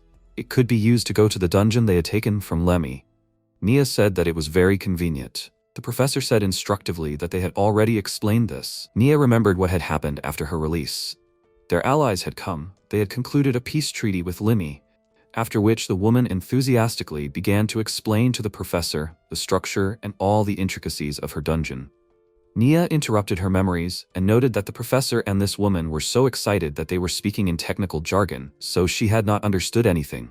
Dolta apologized to her for this and added that now Lemi would be busy with something for a while, but the most difficult thing would be with the main character. At that moment, the former master was explaining the intricacies of her dungeon to the protagonist. After a long training, she summed up that her dungeon had such physical properties. Did he understand that?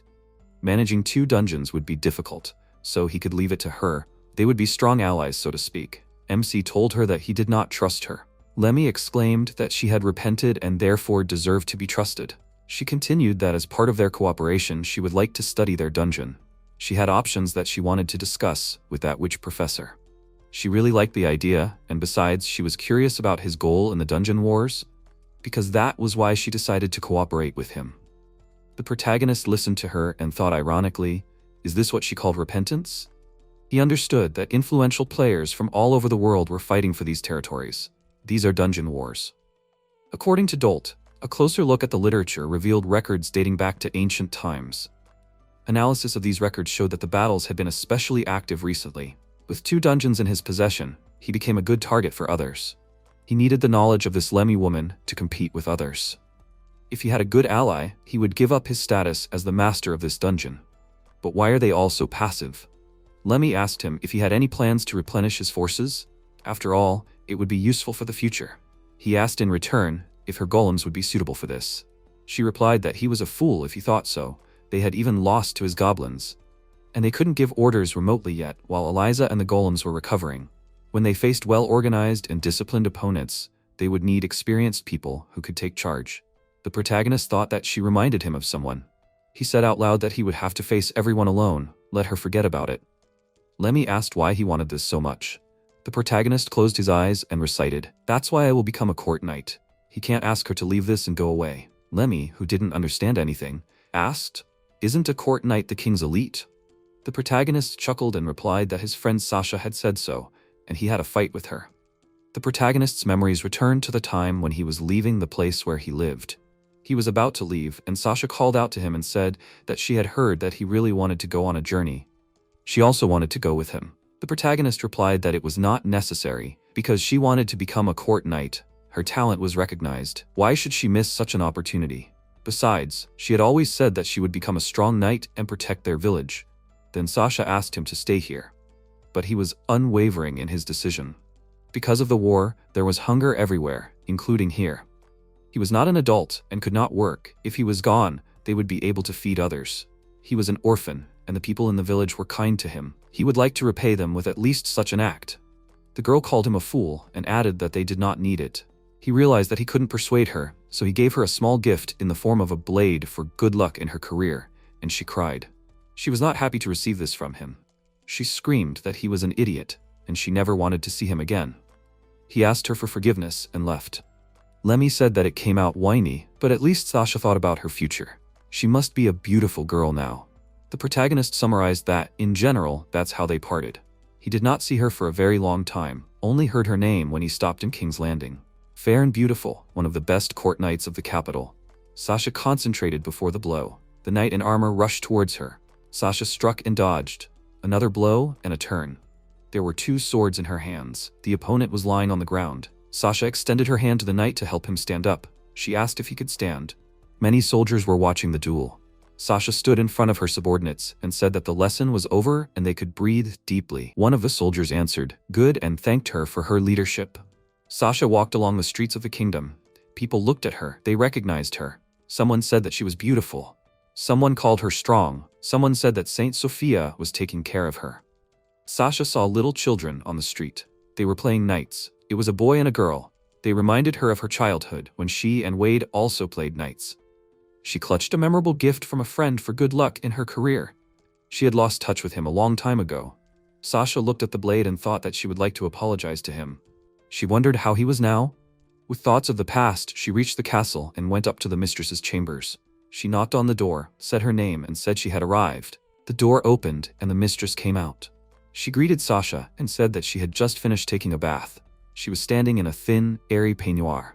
Sasha was very surprised that Mistress Sophia opened the door in such a state. She asked Sasha not to worry and to come into the room.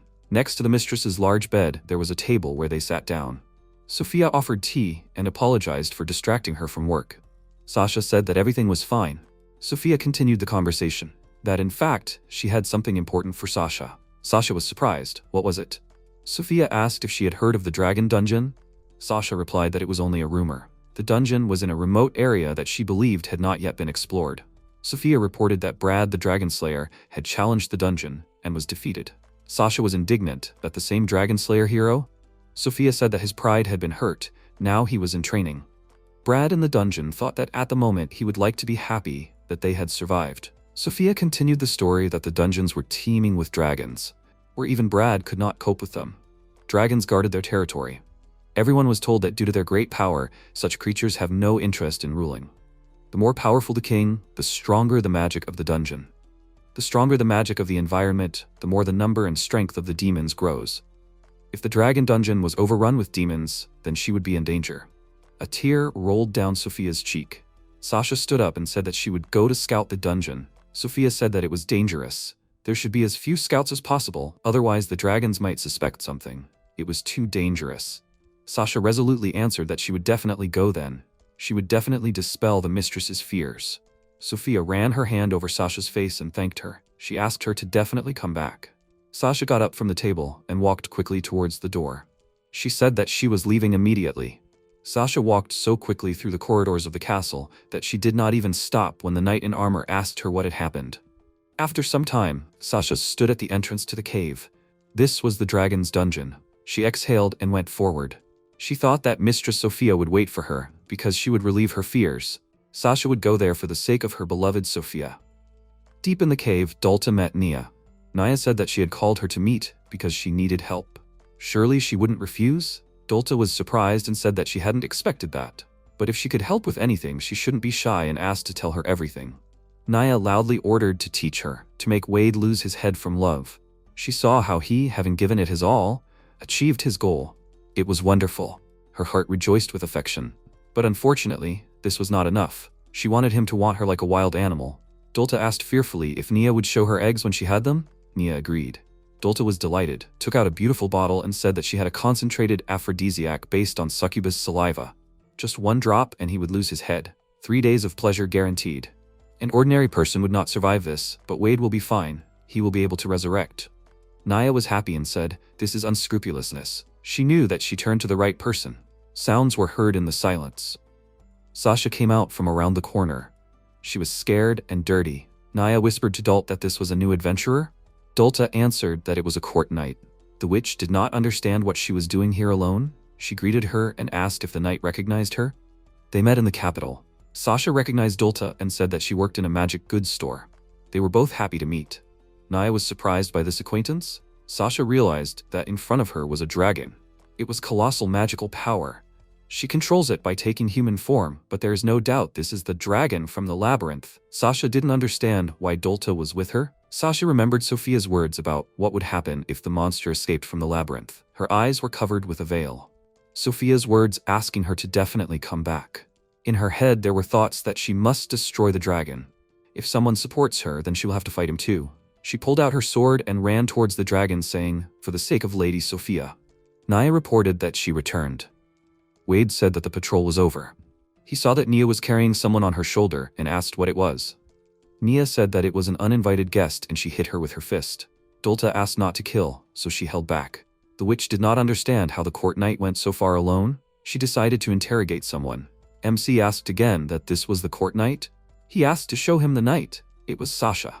The witch asked if he knew the knight. MC replied that they grew up together. He didn't understand what happened. Dulta explained that the knight suddenly attacked them. She was completely confused. Even now, if she woke up, she could attack again. Because of this, they took the knight's weapon. Sasha opened her eyes. She didn't understand where she was.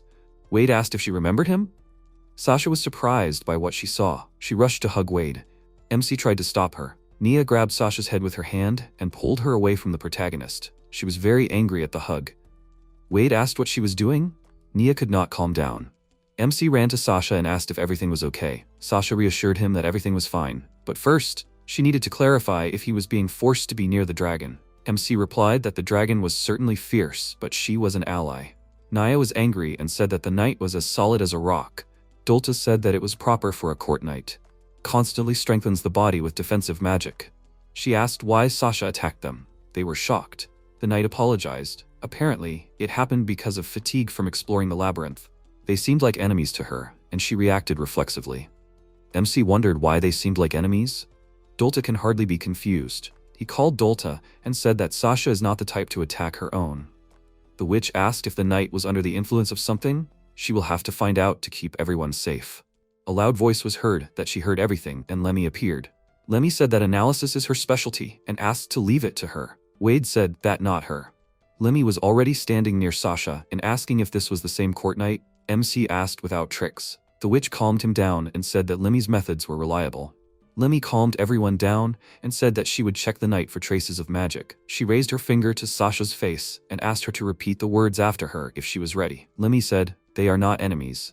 Sasha repeated, "They are not enemies." Lemi said, "She lowers her weapon," and swiped her finger to the left. Sasha repeated, "She lowers her weapon." Lemi continued the spell, "She opens up." Sasha repeated, "She opens up." A glowing symbol appeared in the air. At that moment, all the knight's armor flew into the air and Sasha was left in her underwear. She did not understand what Lemi was doing.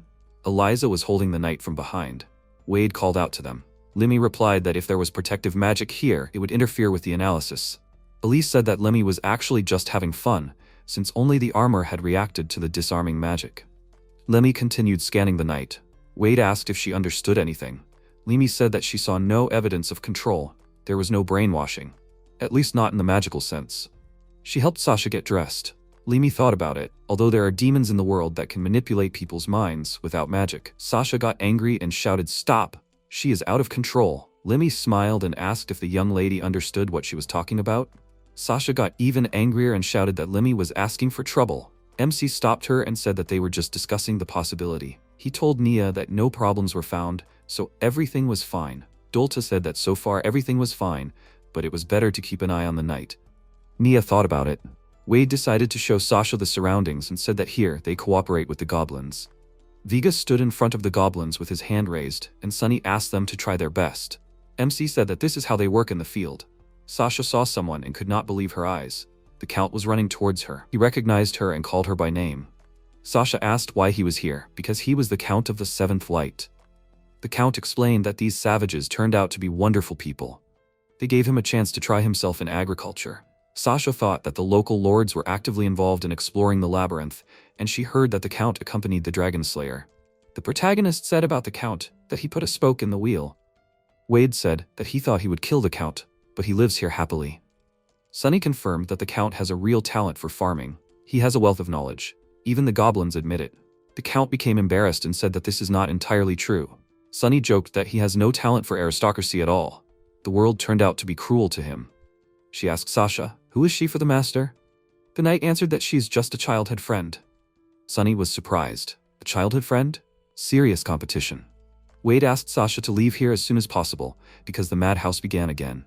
The Count asked Sasha, she came to save him from here, didn't she? And in response he heard Sunny's cry, let's work. The place was quite lively. Wade and Sasha sat down on the rocks and started talking. MC asked if she had calmed down. The knight apologized for losing her temper. The protagonist clarified that he had asked about something else. How long had they not seen each other? Sasha answered that it had been 13.5 years. MC said that she had not changed at all. And in response, he heard that he had aged. Sasha said that she had worked hard to reach his level. Wade said that she had always been better than him. Sasha did not agree with these words and said that he had decided to go on this journey himself, and she was left behind. She was very sorry that this had happened then. Although he thought about her, she felt abandoned. MC said that there was no need to worry. It had happened in childhood, and he had acted in the heat of emotions. He also regretted that he had been harsh. Is it never too late to start over? As a sign of friendship, he extended his hand to her, and she extended hers. Sasha agreed that of course it was not too late. While they were talking, Naya and Dolta were watching them from afar. Sasha asked why Wade was living in the dungeon. MC said that a lot had happened. He had become the dungeon master. Sasha was surprised. The protagonist continued that he was in a difficult situation and was trying to find someone to pass the position on to. MC asked why she was in the dungeon. Sasha looked down and said that someone had asked her to do so. She remembered Sophia's tears. Sasha said that the dragon dungeon was putting the kingdom at risk, and she wanted to stop it. She covered her face with her hands, and the words of the mistress were ringing in her head. Sasha whispered that she didn't want to upset her. This man. She didn't want to be hated. Wade began to shake her by the shoulders. He didn't understand what had happened. Sasha's eyes became glassy, and her pupils were small. She pulled out a hidden blade and plunged it straight into the protagonist's chest. Wade didn't understand what happened. Naya instantly flew up and pushed Sasha aside. Dolta used magic and tied her up and ordered her not to move. Wade began to lose consciousness and fell. After some time, MC regained consciousness and asked where Sasha was. How long had he been unconscious? Dolta answered that it had been no more than 2 minutes. He had clearly relaxed and had not had time to repel the attack. It takes time to recover from such a blow. The protagonist said that he understood everything and would be more careful. The witch pointed her finger in the direction where the knight was. Sasha was standing to the side, and Lemi and Eliza were trying to stop her.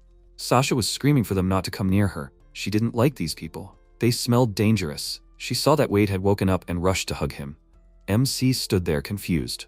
Sasha asked if he was sure he was okay. Maybe he was under some kind of magic. She had already defeated all the bad ones, so he wouldn't worry. Wade didn't understand what was going on. Lemi said that Sasha was wearing a memory suppression collar. It should keep everyone safe for now. MC asked to explain what she did. Lemi said that Sasha's mind was not controlled by magic, so she was subjugated in another way. It was a kind of hypnosis that affects a person's words and actions. Whoever it was, they were really scary. It was impossible to immediately remove the suggestion. So Lemi used the collar to return her mind to the state before the brainwashing began. The memory suppression collar completely sealed her memories for the past decades. It was great that MC told sweet stories about Sasha's life. If they weren't there, she would have returned to the state of a baby. Dolta said that she certainly felt sorry for the knight, but in this situation, she was on Lemi's side. It was the best decision at the moment. Lemi asked Wade to praise her. MC said he understood everything and thanked her. Mia came up next and also asked to thank her for not killing the knight. Wade praised her for holding back. Lemi reminded that it was only a temporary measure. In order to free herself from control completely, Sasha needed to cope with the suggestion herself. While everyone was discussing the current situation, Sasha behaved like a big child. MC said that the one who sent Sasha here was most likely the culprit. The witch suggested that, apparently, the court knight ended up in the labyrinth for a reason. Wade agreed with her. He also doubted that it was an accident. Dolta said that if mind control without magic is possible, then close contact is needed for this. And the court knights are the king's direct subordinates, usually located in the capital. Lemi thought that the circle of suspects was greatly narrowed. Sunny said that the knights are often in the city. The witch added that the knights patrol the city. Sometimes they even look into different branches. Eliza sighed and said what a hassle. She suggested that they search for it themselves, asking everyone in the city. Everyone thought about this suggestion. Lemi hugged Eliza and said that she was amazed at her activity. All information is a treasure. Lemi always said this. Eliza was shocked by the hug and said that she seemed to have made a mistake. Dolta agreed and said that if they find the culprit, it will help plan further actions. Wade thought that the idea was not bad, but he could not leave the labyrinth. Sunny was glad that it was their turn to act. She would find out everything through the Seekers Guild. The witch said that, as in the case of killing the dragon, all information about the labyrinth goes there. Her store trades with the royal castle. Under the pretext of delivery, she will be able to get there. Lemi said that Eliza was good at scouting and useful in battle. The vampire waved her hand and said that she would try to help. Suddenly, the Count's voice was heard. He said that he would go too. He accidentally overheard the conversation. If you need to get into the castle, then with him there will be 100 chances out of 100. Eliza and Lemi did not understand who it was. The protagonist asked if the Count was sure that everything would go according to plan. The witch added that connections with aristocrats are useful. Let the Count go with them. They will have more opportunities to meet the right people. The Count thought that the court knight turned out to be useless, and he began to lose hope. But the heavens did not abandon him. He will find the right moment and escape, and everyone will be put in prison. The company of Sunny, the Count, Dolt, and Eliza set off on a journey to the castle. Wade wished them good luck. He saw them off with his eyes. He thought that the enemy had the art of suggestion, and it was dangerous, but he believed in his friends and hoped for their return alive. At that moment, Sasha ran up from behind and hugged Wade. She suggested going to explore the labyrinth. Everything was so interesting here. MC realized that he seemed to be a temporary nanny. Wade took Sasha's hand and they walked through the labyrinth. The knight asked if MC was living in the labyrinth now. The hat girl told her. The protagonist said that you could say that. Sasha asked why he didn't return to the village, and she suggested that they go back together. By the way, he always thought about how to get out of the labyrinth and take revenge, but for some reason, he never thought about returning home. MC said that Sasha was right. He would try to make sure that they could return home. He was grateful to that village, but at that time, he didn't have the feeling that it was his home. He could never get rid of the awareness that he was a stranger there, so he left. The first place he could call home was a shelter for those who found themselves in a difficult situation and could not find shelter elsewhere. The protagonist remembered those times. Sylvia raised her hand with a spoon up and said, "Today the best prey was hers." Mage Gauze asked her to behave decently. She agreed. MC was sitting on a log with Kian and said that Sylvia was also in the greatest danger. Kian added that she should definitely think about her behavior. Sylvia thought about it and said, "Wade is one thing, but Kian is also explosive. How can he lecture her?" The werewolf was surprised and said that he will explain everything to her with his fists now. Kian rushed after Sylvia. Mabries was watching all this. She laughed and said that they were behaving like children. If the children do not hurry, she will eat all of Goza's signature soup with a firebird. The magician turned to Mabries, because she can really swallow everything. He knows her. Wade asked the magician what kind of magic book he found. Gauze answered, to put it simply, this book describes magic that puts living beings into a state of suspended animation. MC thought maybe it was something complicated. Gauze confirmed that it really was. He said that it could easily be interrupted by other magic. Therefore, it is useless in battle. Perhaps it would be useful for doctors. In general, it does not fit into his plans a little. Everyone sat around the fire and talked. Keen said that the more difficult the dungeons, the closer to dangerous ancient magic. Mabry said that it looks like the plan to explore large dungeons is correct. Sylvia shouted, "Forward to adventure. She will clear everything anywhere." Everyone smiled, and Mabry said that everyone is counting on her. MC added that a little caution would be nice. Sylvia started mumbling. The lectures began again. Sasha's voice brought Wade back to reality. He apologized and said that he was lost in thought. Sasha said that his bag was glowing. MC took off his bag, looked inside and took out a glowing artifact. Sasha said that it was shining beautifully and asked what it was. The protagonist explained that it was an artifact that pointed to something lost. A black spot appeared on the ceiling of the cave, and then a male silhouette in black clothes appeared from it. It was a ghost. His gaze was hypnotic. Wade froze. He shouted for Sasha to run away, and quickly. He took out his shovel and said that he recognized those eyes. He would never forget that day in his life. He had been looking for him all this time. The protagonist said that he had been looking for the ghost for a long time and asked if he remembered him. The ghost was silent. Wade recalled that the ghost appeared with the shadow that day. They were adventurers. They knew how dangerous this dungeon was, and they were prepared for it. But that doesn't excuse the one who did the evil. MC screamed that he had to take revenge on the ghost and only him. The ghost asked that he saw the protagonist in the past. Wade rushed to attack and asked what the ghost's goal was. That day, he took lives. He wasn't after money or anyone. He just appeared out of nowhere, killed all the comrades and disappeared. Why did he appear in this dungeon again? What was he looking for? The ghost dodged the attack and cut off MC's hand with his weapon. He didn't understand why the protagonist was still alive. He killed everyone he met in the dungeons without exception. Why did MC survive? If he didn't find out, something like this could happen again. The protagonist's severed arm regenerated, and he began to attack with renewed vigor. MC said that he was the one asking the questions here. The ghost noticed the resurrection and realized that it was the master of the dungeon. If so, the ghost used the magic of his shadow. He quickly slipped under MC's feet. The protagonist noticed that the shadows were enveloping him and preventing recovery. He pressed his hand to the wound on his leg. The ghost asked if MC would calm down a little now. He asked again why the protagonist was alive. He couldn't allow even the slightest possibility that something would go unnoticed. Wade said that on the verge of death, one of his comrades used magic on him.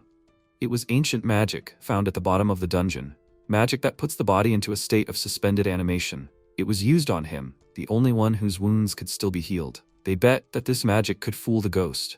When the spell wore off, the ghost was already gone.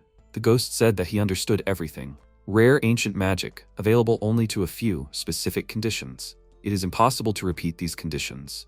Excellent. Wade cut off his own wounded leg and rushed at the ghost. The ghost intercepted the blow.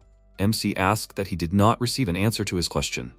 The ghost clarified the question about why he killed the protagonist's comrades. It was necessary. Until he saves this world. The ghost surrounded the protagonist with a shadow and hit him right in the head. The ghost raised his leg and roundhouse kicked the protagonist in the body. MC flew to the side. He lay on the ground completely exhausted. The ghost said that Wade can hate him as much as he wants. He raised his hand to hit MC, but at that moment Sasha ran up and hit the ghost with her sword. She screamed for the ghost not to kill Wade. The ghost thought about it. A powerful energy field covered Wade and Sasha. It was Nia who came to the rescue.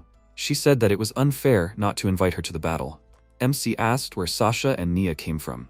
Nia explained that this girl ran to her herself and brought a shining artifact, which itself showed her the right way. Sasha explained that after Wade drove her away, she felt that MC was in danger and wanted to help him. This thing helps to find what you are looking for. In the end, this thing showed her the way. The ghost was surprised to see a dragon. Nia focused all her energy and prepared for battle. She asked the ghost if he was ready for his destiny. She launched an energy ball towards the ghost. As expected, his body can't withstand the dragon's fire. He realized that he would have to retreat. He commanded his shadow to disappear. Darkness began to envelop the cave. Wade ordered everyone to flee. Attributes changed. With a snap of his finger, the cave became very bright. It was Lemi who came to the rescue. The ghost was confused. Lemi asked, "Classic, isn't it? Light opposes darkness." Wade threw himself at his opponent with the last of his strength and twisted him. The ghost was defeated. The magical energy held him like shackles. It blocked his power. Wade asked, "Has the ghost finally woken up? How is he feeling?" The ghost asked to kill him. "Isn't that what the protagonist wants?" Lemi said that this offer is a trap because the prisoner is a ghost. She studied his magic thoroughly. His true state is only a soul, a spiritual essence. And he stole this body, right? A useful ability, but he cannot leave the body until he dies. In other words, catching him alive is the best solution. Wade grabbed him by the clothes, lifted him up, and said that he doesn't care that he's a ghost. He'll still find a way to completely destroy him. They're not the type to give up, so the ghost needs to prepare. The ghost said that he doesn't remember the protagonist and doesn't want to remember him. He doesn't care. MC got angry. The ghost continued that in the face of a catastrophe, everything else doesn't matter. His goal is to destroy the impending danger. If things are left as they are, the world will end. Wade hit the ghost in the face and told him not to dare say that the world will end. Lemi asked for a minute. It seemed the ghost was telling the truth. Nia asked what he meant by a catastrophe. The ghost said, "An apocalypse that will devour the entire world. That's what a catastrophe means." At this time, the friends reached the kingdom. The count led them to the castle for an audience with Queen Sophia. The ghost told Wade that Sophia was his mother. The servants led them through the halls and informed them that they were about to meet the special advisor of the kingdom. Dolta was surprised that they were being led to the saint herself. She had never even met her in person. Eliza asked if she was such an important person. Dolta answered that she was indeed. They say that she not only gives advice, but also actively participates in political and military affairs. Sunny was surprised. The count told them that they should now be grateful to his reputation and connections. Sunny thanked him and thought how annoying he was. Dolta admitted that she did not even expect that he had such useful contacts. Eliza said that because the Count was taking so long to get ready, she was already hungry. Aristocrats are so tiresome. Dolta told her that after the meeting they would go and eat. She said that she knew a great place. Eliza said that her blood would do too. The Count thought that they were very careless. They didn't even suspect that their evil deeds were about to be revealed. Sunny suggested buying something tasty for the master, and Vig, they would surely be happy with treats that couldn't be made in the dungeon. Pictures popped into the Count's head, in which the goblins showed him fish and plants. He drove these thoughts away. They approached the right doors, and the servants asked them to wait. They froze in anticipation. The doors opened and Sophia came out to them. A disaster that would engulf the entire world. This was his mother. The ghost told them that his mother was the queen of the dungeon, living since time immemorial. She changes names and images, amusing herself and mocking this world. Her favorite game is destruction and rebirth. This is a creature that lives for her own pleasure. This witch created many civilizations, but then destroyed them just for fun. It's only a matter of time before this civilization is destroyed. It could be in 100 years, or it could be tomorrow. Lemi said it was massive. The ghost asked, "Have they heard of dungeon masters? Like in the wars for control of the caves." The protagonist was surprised to hear about dungeon wars. The ghost continued to tell, no doubt his mother was at the origin of the wars. All this just to watch the wars and increase the number of dungeons under her control. The protagonist said that he understands that his mother is no gift. He asked, "So what? Does he kill innocents because it has something to do with her destruction?" The ghost confirmed it. The protagonist hit him. The ghost said that he is destroying dungeons all over the world to solve her immortality. He kills all the witnesses because it is unknown which of the people can be her eyes. These are sacrifices to save more people. Wade began to hit him again. The ghost looked at him indignantly and said that if the protagonist hates him, he can kill him. The ghost will then simply find a new body. MC continued to beat him. Dragon called the protagonist to stop him. Wade told Nier that he knew that he shouldn't do this. At least not now. Lemi asked the ghost if he had an idea where his mother was now. The ghost replied that she loved power. Perhaps she was trying to undermine the foundation of some country. If this country, then most likely in the capital. The protagonist was surprised. The capital? This is the very place where the criminal controlling Sasha's mind is. He said that he had a bad feeling. Lemi told him, "Calm down, friend." She called Popol. He immediately responded and handed her the crystal. Lemi said that Eliza gave them the same magical artifact. They are connected to each other. If one breaks, the other will also collapse. If something happens, the artifact will immediately report it. At that moment, the artifact burst in her hand and shattered into many small pieces. Everyone was scared. Nia spread her wings and said that she would fly there. She asked where the capital was. The protagonist answered that the capital was in the southeast. It is a large city at the foot of the castle. It is hard to miss. The dragon was already rising up and said that she understood. If she flew closer, she would be able to track the magic of the four they sent to the capital. The protagonist was worried and asked if she could handle it. She answered yes and boasted that she was faster than the wind. Nia was already flying far up and shouted that she would make it back before dinner. Popol was worried that she had flown away.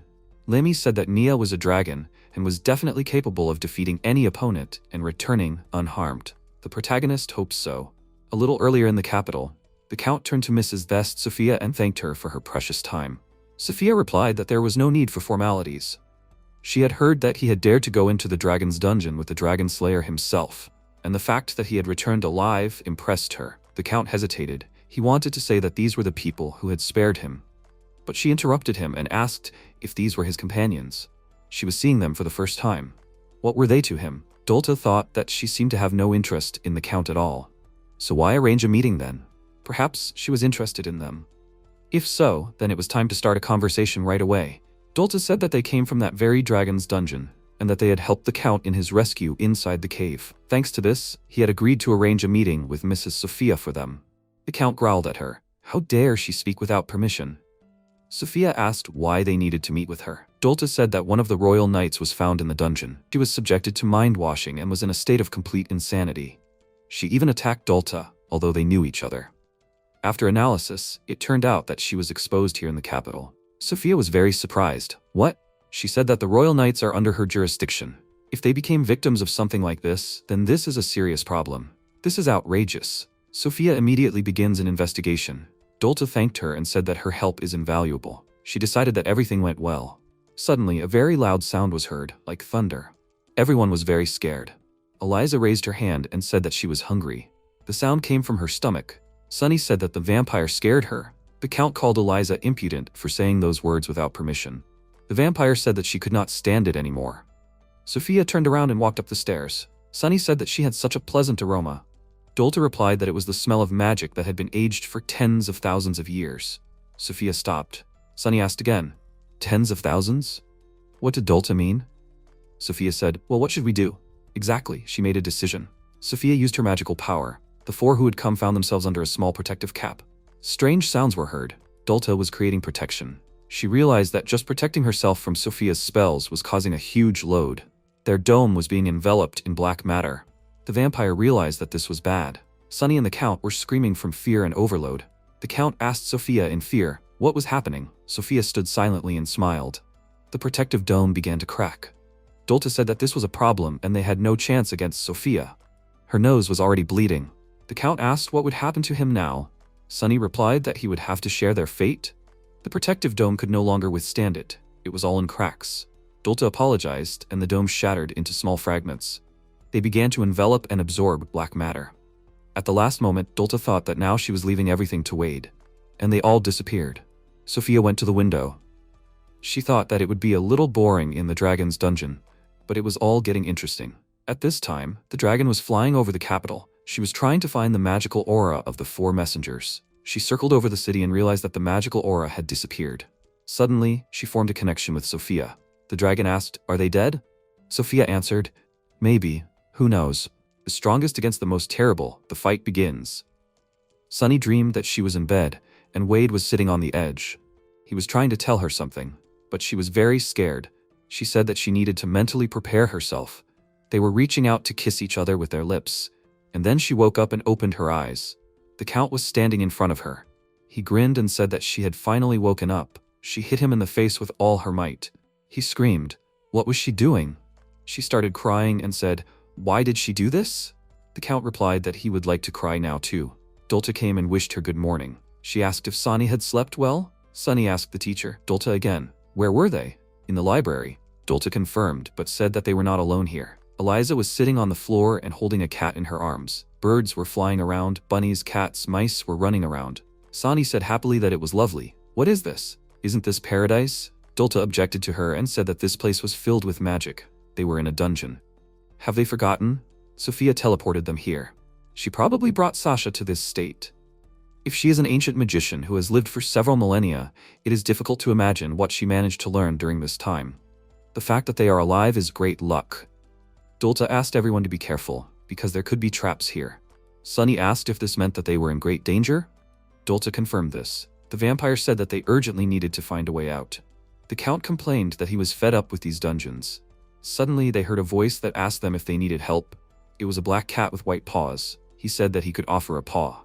Sunny was very surprised. The cat spoke. The cat introduced himself. His name is Lawrence. He used to be a human. Sophia locked him here, and now he is in the same situation as them. He asked what they would say. Do they agree to join forces? Lawrence said that they were in the dungeon of memory, belonging to Sophia. There are no traps that can kill, but if you stay too long, you can lose your memory and become an animal. The Count asked him again, become an animal? Is he crazy? The cat said it was true. He suggested that they look at themselves.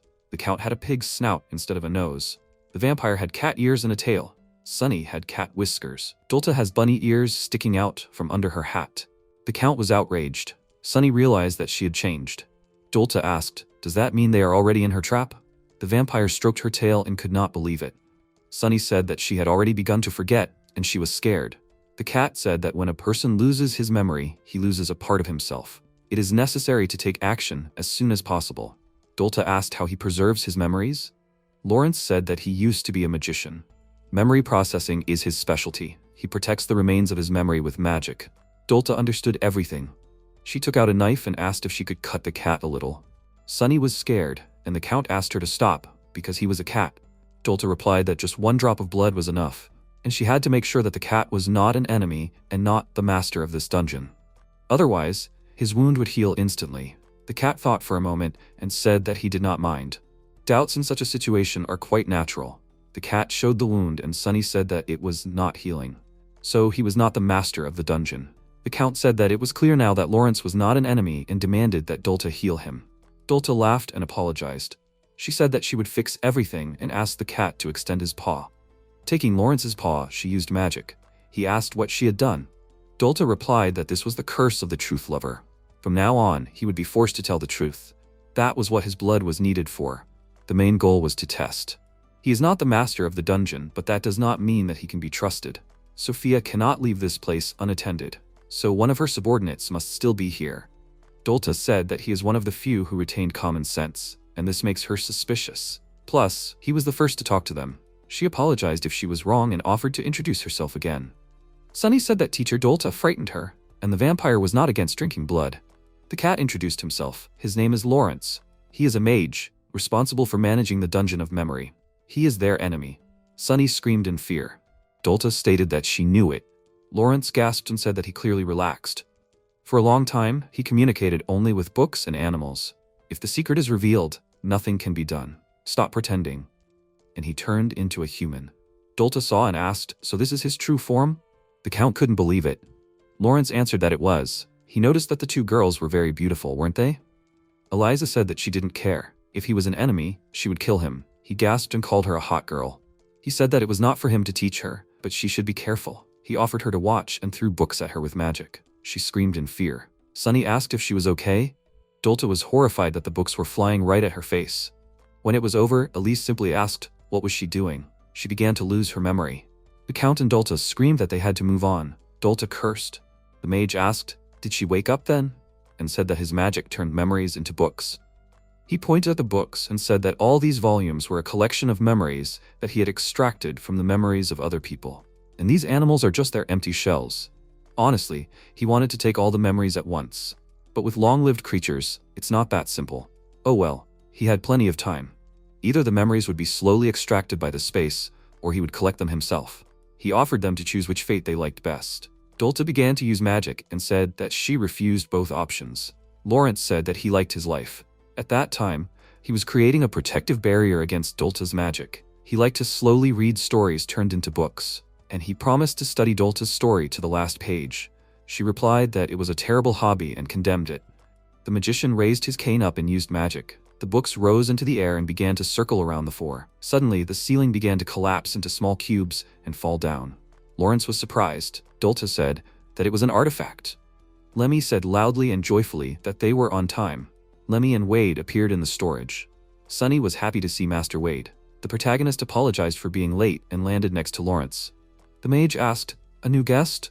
What story will he give him?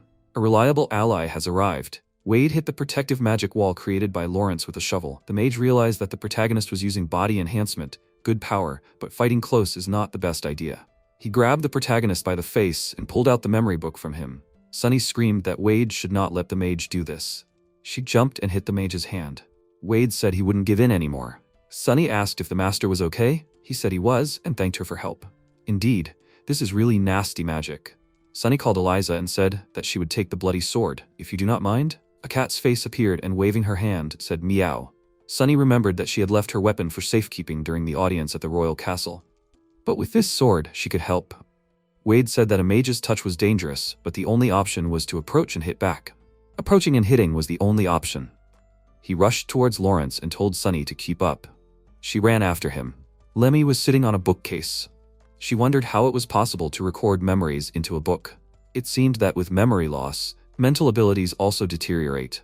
Dolta said that Lemi had figured out how to get to this place pretty well.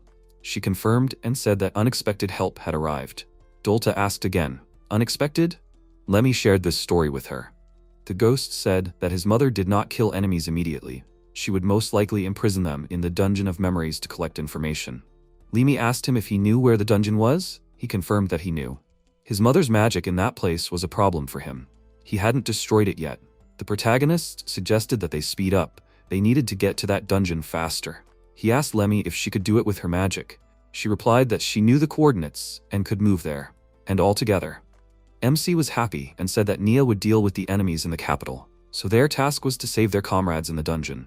Lemi said that she agreed. She was also curious about what kind of nasty magic that was. She asked the ghost, by the way, what was that place like? He asked again, a dungeon of memories? Lemi told Dolt that the ghost story was a bit confusing, so she would tell the rest when everyone got out of that place. By the way, does Dolt have a plan on how to get out of here? Lemi hopes that Dolt's magic, which she is going to use, will work. Dolta noticed that Lemi was quick-witted as always. Dolta said that she had just finished her analysis. She called Wade and Sunny and told them that she had created a barrier that neutralized magic. The barrier blocked all magical influences in this space. Now the memory extraction would not work. Wade thanked her for that. Sunny said that Dolta was the best teacher as always. Lawrence said that this was not interesting at all.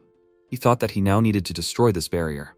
Using magic, he sent many books at Dolta's head. Lemi created a protection over Dolta. Let him just try to touch her, only over her dead body. Although it is impossible, the protagonist quickly approached the magician. He swung and dealt him a powerful blow to the back with a shovel. Lawrence flew to the side and fell. He said that his whole body hurt. That's why he hates fighting. He just wants to live in peace. Wade approached him and demanded to return his friends to their previous state. The mage asked, does the protagonist think Lawrence will just give up? It doesn't matter how strong he is now. Don't get your nose in the air, young man. The mage pointed the books at Wade and knocked him down. The pile of books immobilized the protagonist. Lawrence thought that the anti-magic barrier was tricky. Because of this, he would have to resort to his trump card. He decided to do his job one by one and start with the protagonist. Lawrence put his hand on Wade's face and said that he would destroy his memories. He put the protagonist into a deep sleep. Sylvia pushed him and asked if he was okay. He opened his eyes and was surprised to see Sylvia. She laughed at his face and asked if he was having a nightmare. The protagonist scratched the back of his head and asked what he was doing here. Gauze asked him, is he still sleepy, huh? This is his holiday on the occasion of the promotion of the adventurer rank. MC was surprised? A holiday?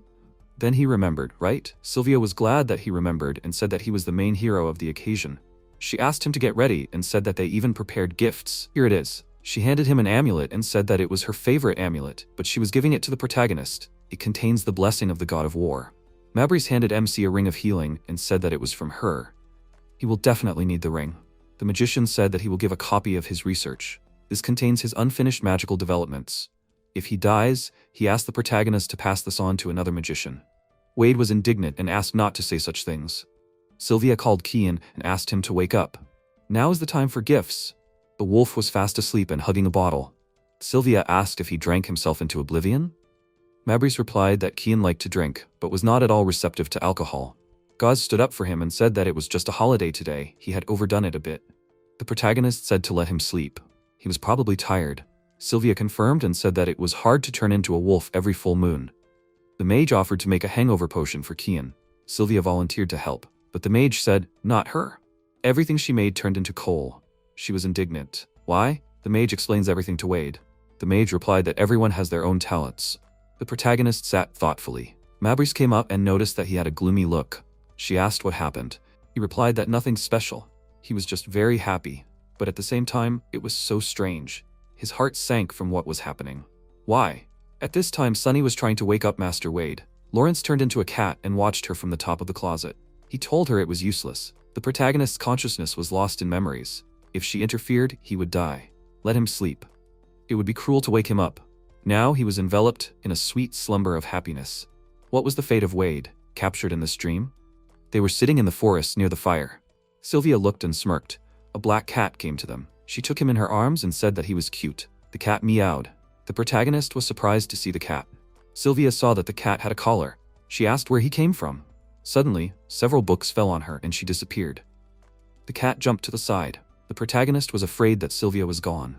The magician directed his spells at the cat, but they did not achieve their goal. There was a bright flash and the cat turned into a man.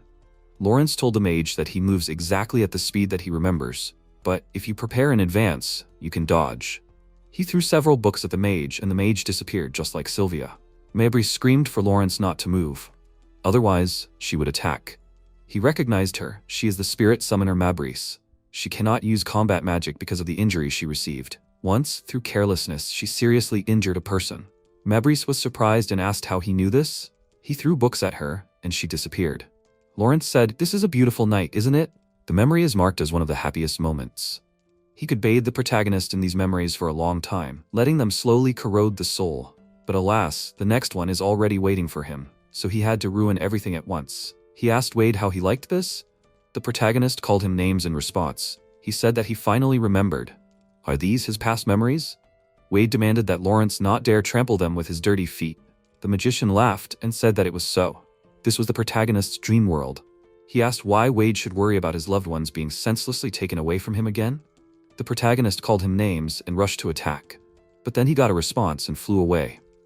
Lawrence laughed and asked, "Is your body not obeying you well, huh? It's not surprising. Your mind and your current body are too different in size and strength." The protagonist was pinned to the ground by books and couldn't get up. Lawrence said that, in the meantime, MC's memories were gradually fading. He wouldn't be able to do anything. He'd just forget everything completely. Lawrence asked the protagonist, "He'll resist, right?" As he thought. At that moment, a werewolf crept up from behind and attacked the mage. The mage flew into the forest. Keen said that it was disgusting. The celebratory wine was spoiled. He helped the protagonist get up and apologized for being late. The protagonist wanted to explain that none of this was reality. Keen asked, "Is this the world of MC's memories, right? They're just shadows of the departed, just fragments of them, right?" The protagonist apologized. Keen said that even after death they can help their comrade. Isn't that happiness? Keen and MC saw a battered Lawrence coming out of the forest towards them. He said that judging by his memories, that night, no matter how the werewolf was beaten, he should not have woken up until dawn. Keen said that he felt sorry for the magician. In the form of a werewolf, he is especially sensitive to the smell of animals. Keen turned to Wade and congratulated him on his promotion. He said that in honor of this, he was passing on one technique to him: Qigong and the Path of Enlightenment. This is the basis of his martial art. The protagonist was surprised. Lawrence said that he had already seen in the protagonist's memories how Qigong was passed on to him. He turned to the werewolf priest Kian and said that his gift was in vain. Wade, who had not reached maturity, was unable to comprehend Qi and failed. Some time ago in one of the memories, the protagonist said that it was too difficult. Kian asked him to concentrate. He said that with unnecessary thoughts he would not learn anything. The protagonist then replied that he understood, but still. Kian explained the meaning of Qi. Here this word can be translated as magicians. First, you need to catch the flow of magic, Qi inside yourself, nature, and the flow of Qi of the enemy. Feel it and use it. This is the essence of the martial art of Kian. The protagonist was angry then. Kian asked, "Lack of experience, right? You need to train hard." The more he practices, the more chances he has to grasp the essence. If he does not give up the path of development and training, then he will definitely succeed. Kian suggested starting with meditation. The protagonist agreed. Lawrence said that in the end, Wade never mastered Qi. This technique is not suitable for such untalented people. Kian asked him, "But that is already in the past, right?" Then Kian turned to Wade and said that he was showing growth. The protagonist thought about it. Kian said that he believed in MC, and offered to overcome the challenges together. He asked Wade to feel the flow of Qi in himself, to know his body properly, the flow of energy, the center of gravity, breathing, twisting. Kian attacked Lawrence. He asked the protagonist to use all of this. This way he would deliver a blow that would break through the defense and reverberate deep inside.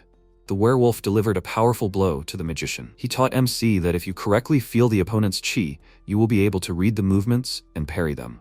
Kian explained that you need to notice the transitions between rest and movement. He delivered another blow to Lawrence. The magician was surprised. Such speed. Such power. This is strange. The next blow was delivered by Wade. What he did not understand before, now the body itself feels. The werewolf was happy. The protagonist began to understand the technique of Qi. Having become the owner of the labyrinth, the protagonist felt the power of great magic. Going through destruction and restoration each time, he was able to realize his essence and learn to control it precisely. He struck one after another. Now all these elements are united into one whole. MC broke the magician's magic cane.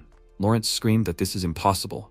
This can't be. The werewolf grabbed the magician's hands and screamed, "Come on, Wade, let's end this." The protagonist held Lawrence hanging in the air with magic. He swung his other hand and dealt a crushing blow with Qi energy. Lawrence screamed that this was not in the records and crumbled into small pieces. The protagonist stood with the werewolf and said that morning had come. Sylvia asked where the cat was. Mabrice wanted to say something, but did not. Goz asked what happened at all. Keen stated that the three had already returned. The anomalies disappear and the world returns to normal. It seems that his role here is also over. Kian added that they will always be with Wade. "But if you die, I will kill you." The protagonist laughed and said that it was better not to. He thanked his friends. It was time for him to wake up. The cat's magic began to crack. Lawrence was surprised. A reverse damage wave? Was his mental projection destroyed? The protagonist woke up and grabbed the cat by the scruff of the neck. MC said that it was fun. "I must say thank you." He praised the cat. He tried hard. They interrogated the cat. Lawrence explained that the memory extraction magic uses the dungeon core as a conduit. Otherwise, it is impossible to cast a permanent spell on the entire space. If the core is destroyed, all the magic in this place will be destroyed. Sunny said that then it is necessary to break this and dealt a crushing blow to the core. All the animals turned back into humans. They were happy about the transformation. People couldn't believe that they got out alive. Sunny was surprised. They really were people. Dolta said, "Good, we managed to get everyone back." Eliza said that there were so many people here. Who would get them all out of here? We had to get out before the dungeon collapsed. The Count replied that there was nothing to be done. There was nowhere to go. He loudly asked for silence. He told everyone that he was Count Seven's Light, the one who saved everyone. He told everyone to follow him. He suggested that they go to the surface together. People were happy. Someone shouted that he was a savior. Someone called him a hero. The Count led the people out of the dungeon. The crowd chanted that he was a hero. The protagonist watched this action and said, "Amazing how the Count can inspire others."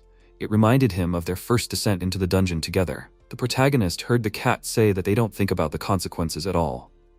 Now they are definitely Sophia's enemies. They will all be killed, including Lawrence. The cat was imprisoned in a glass cube so that he could not use magic or escape.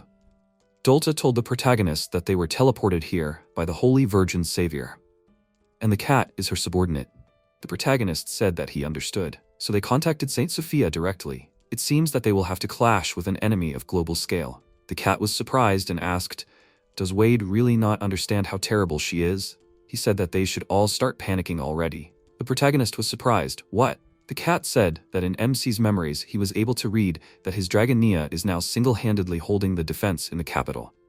Even if she is a top-class dragon, she cannot defeat the queen of the dungeons. At this time, the dragon was fighting against the queen.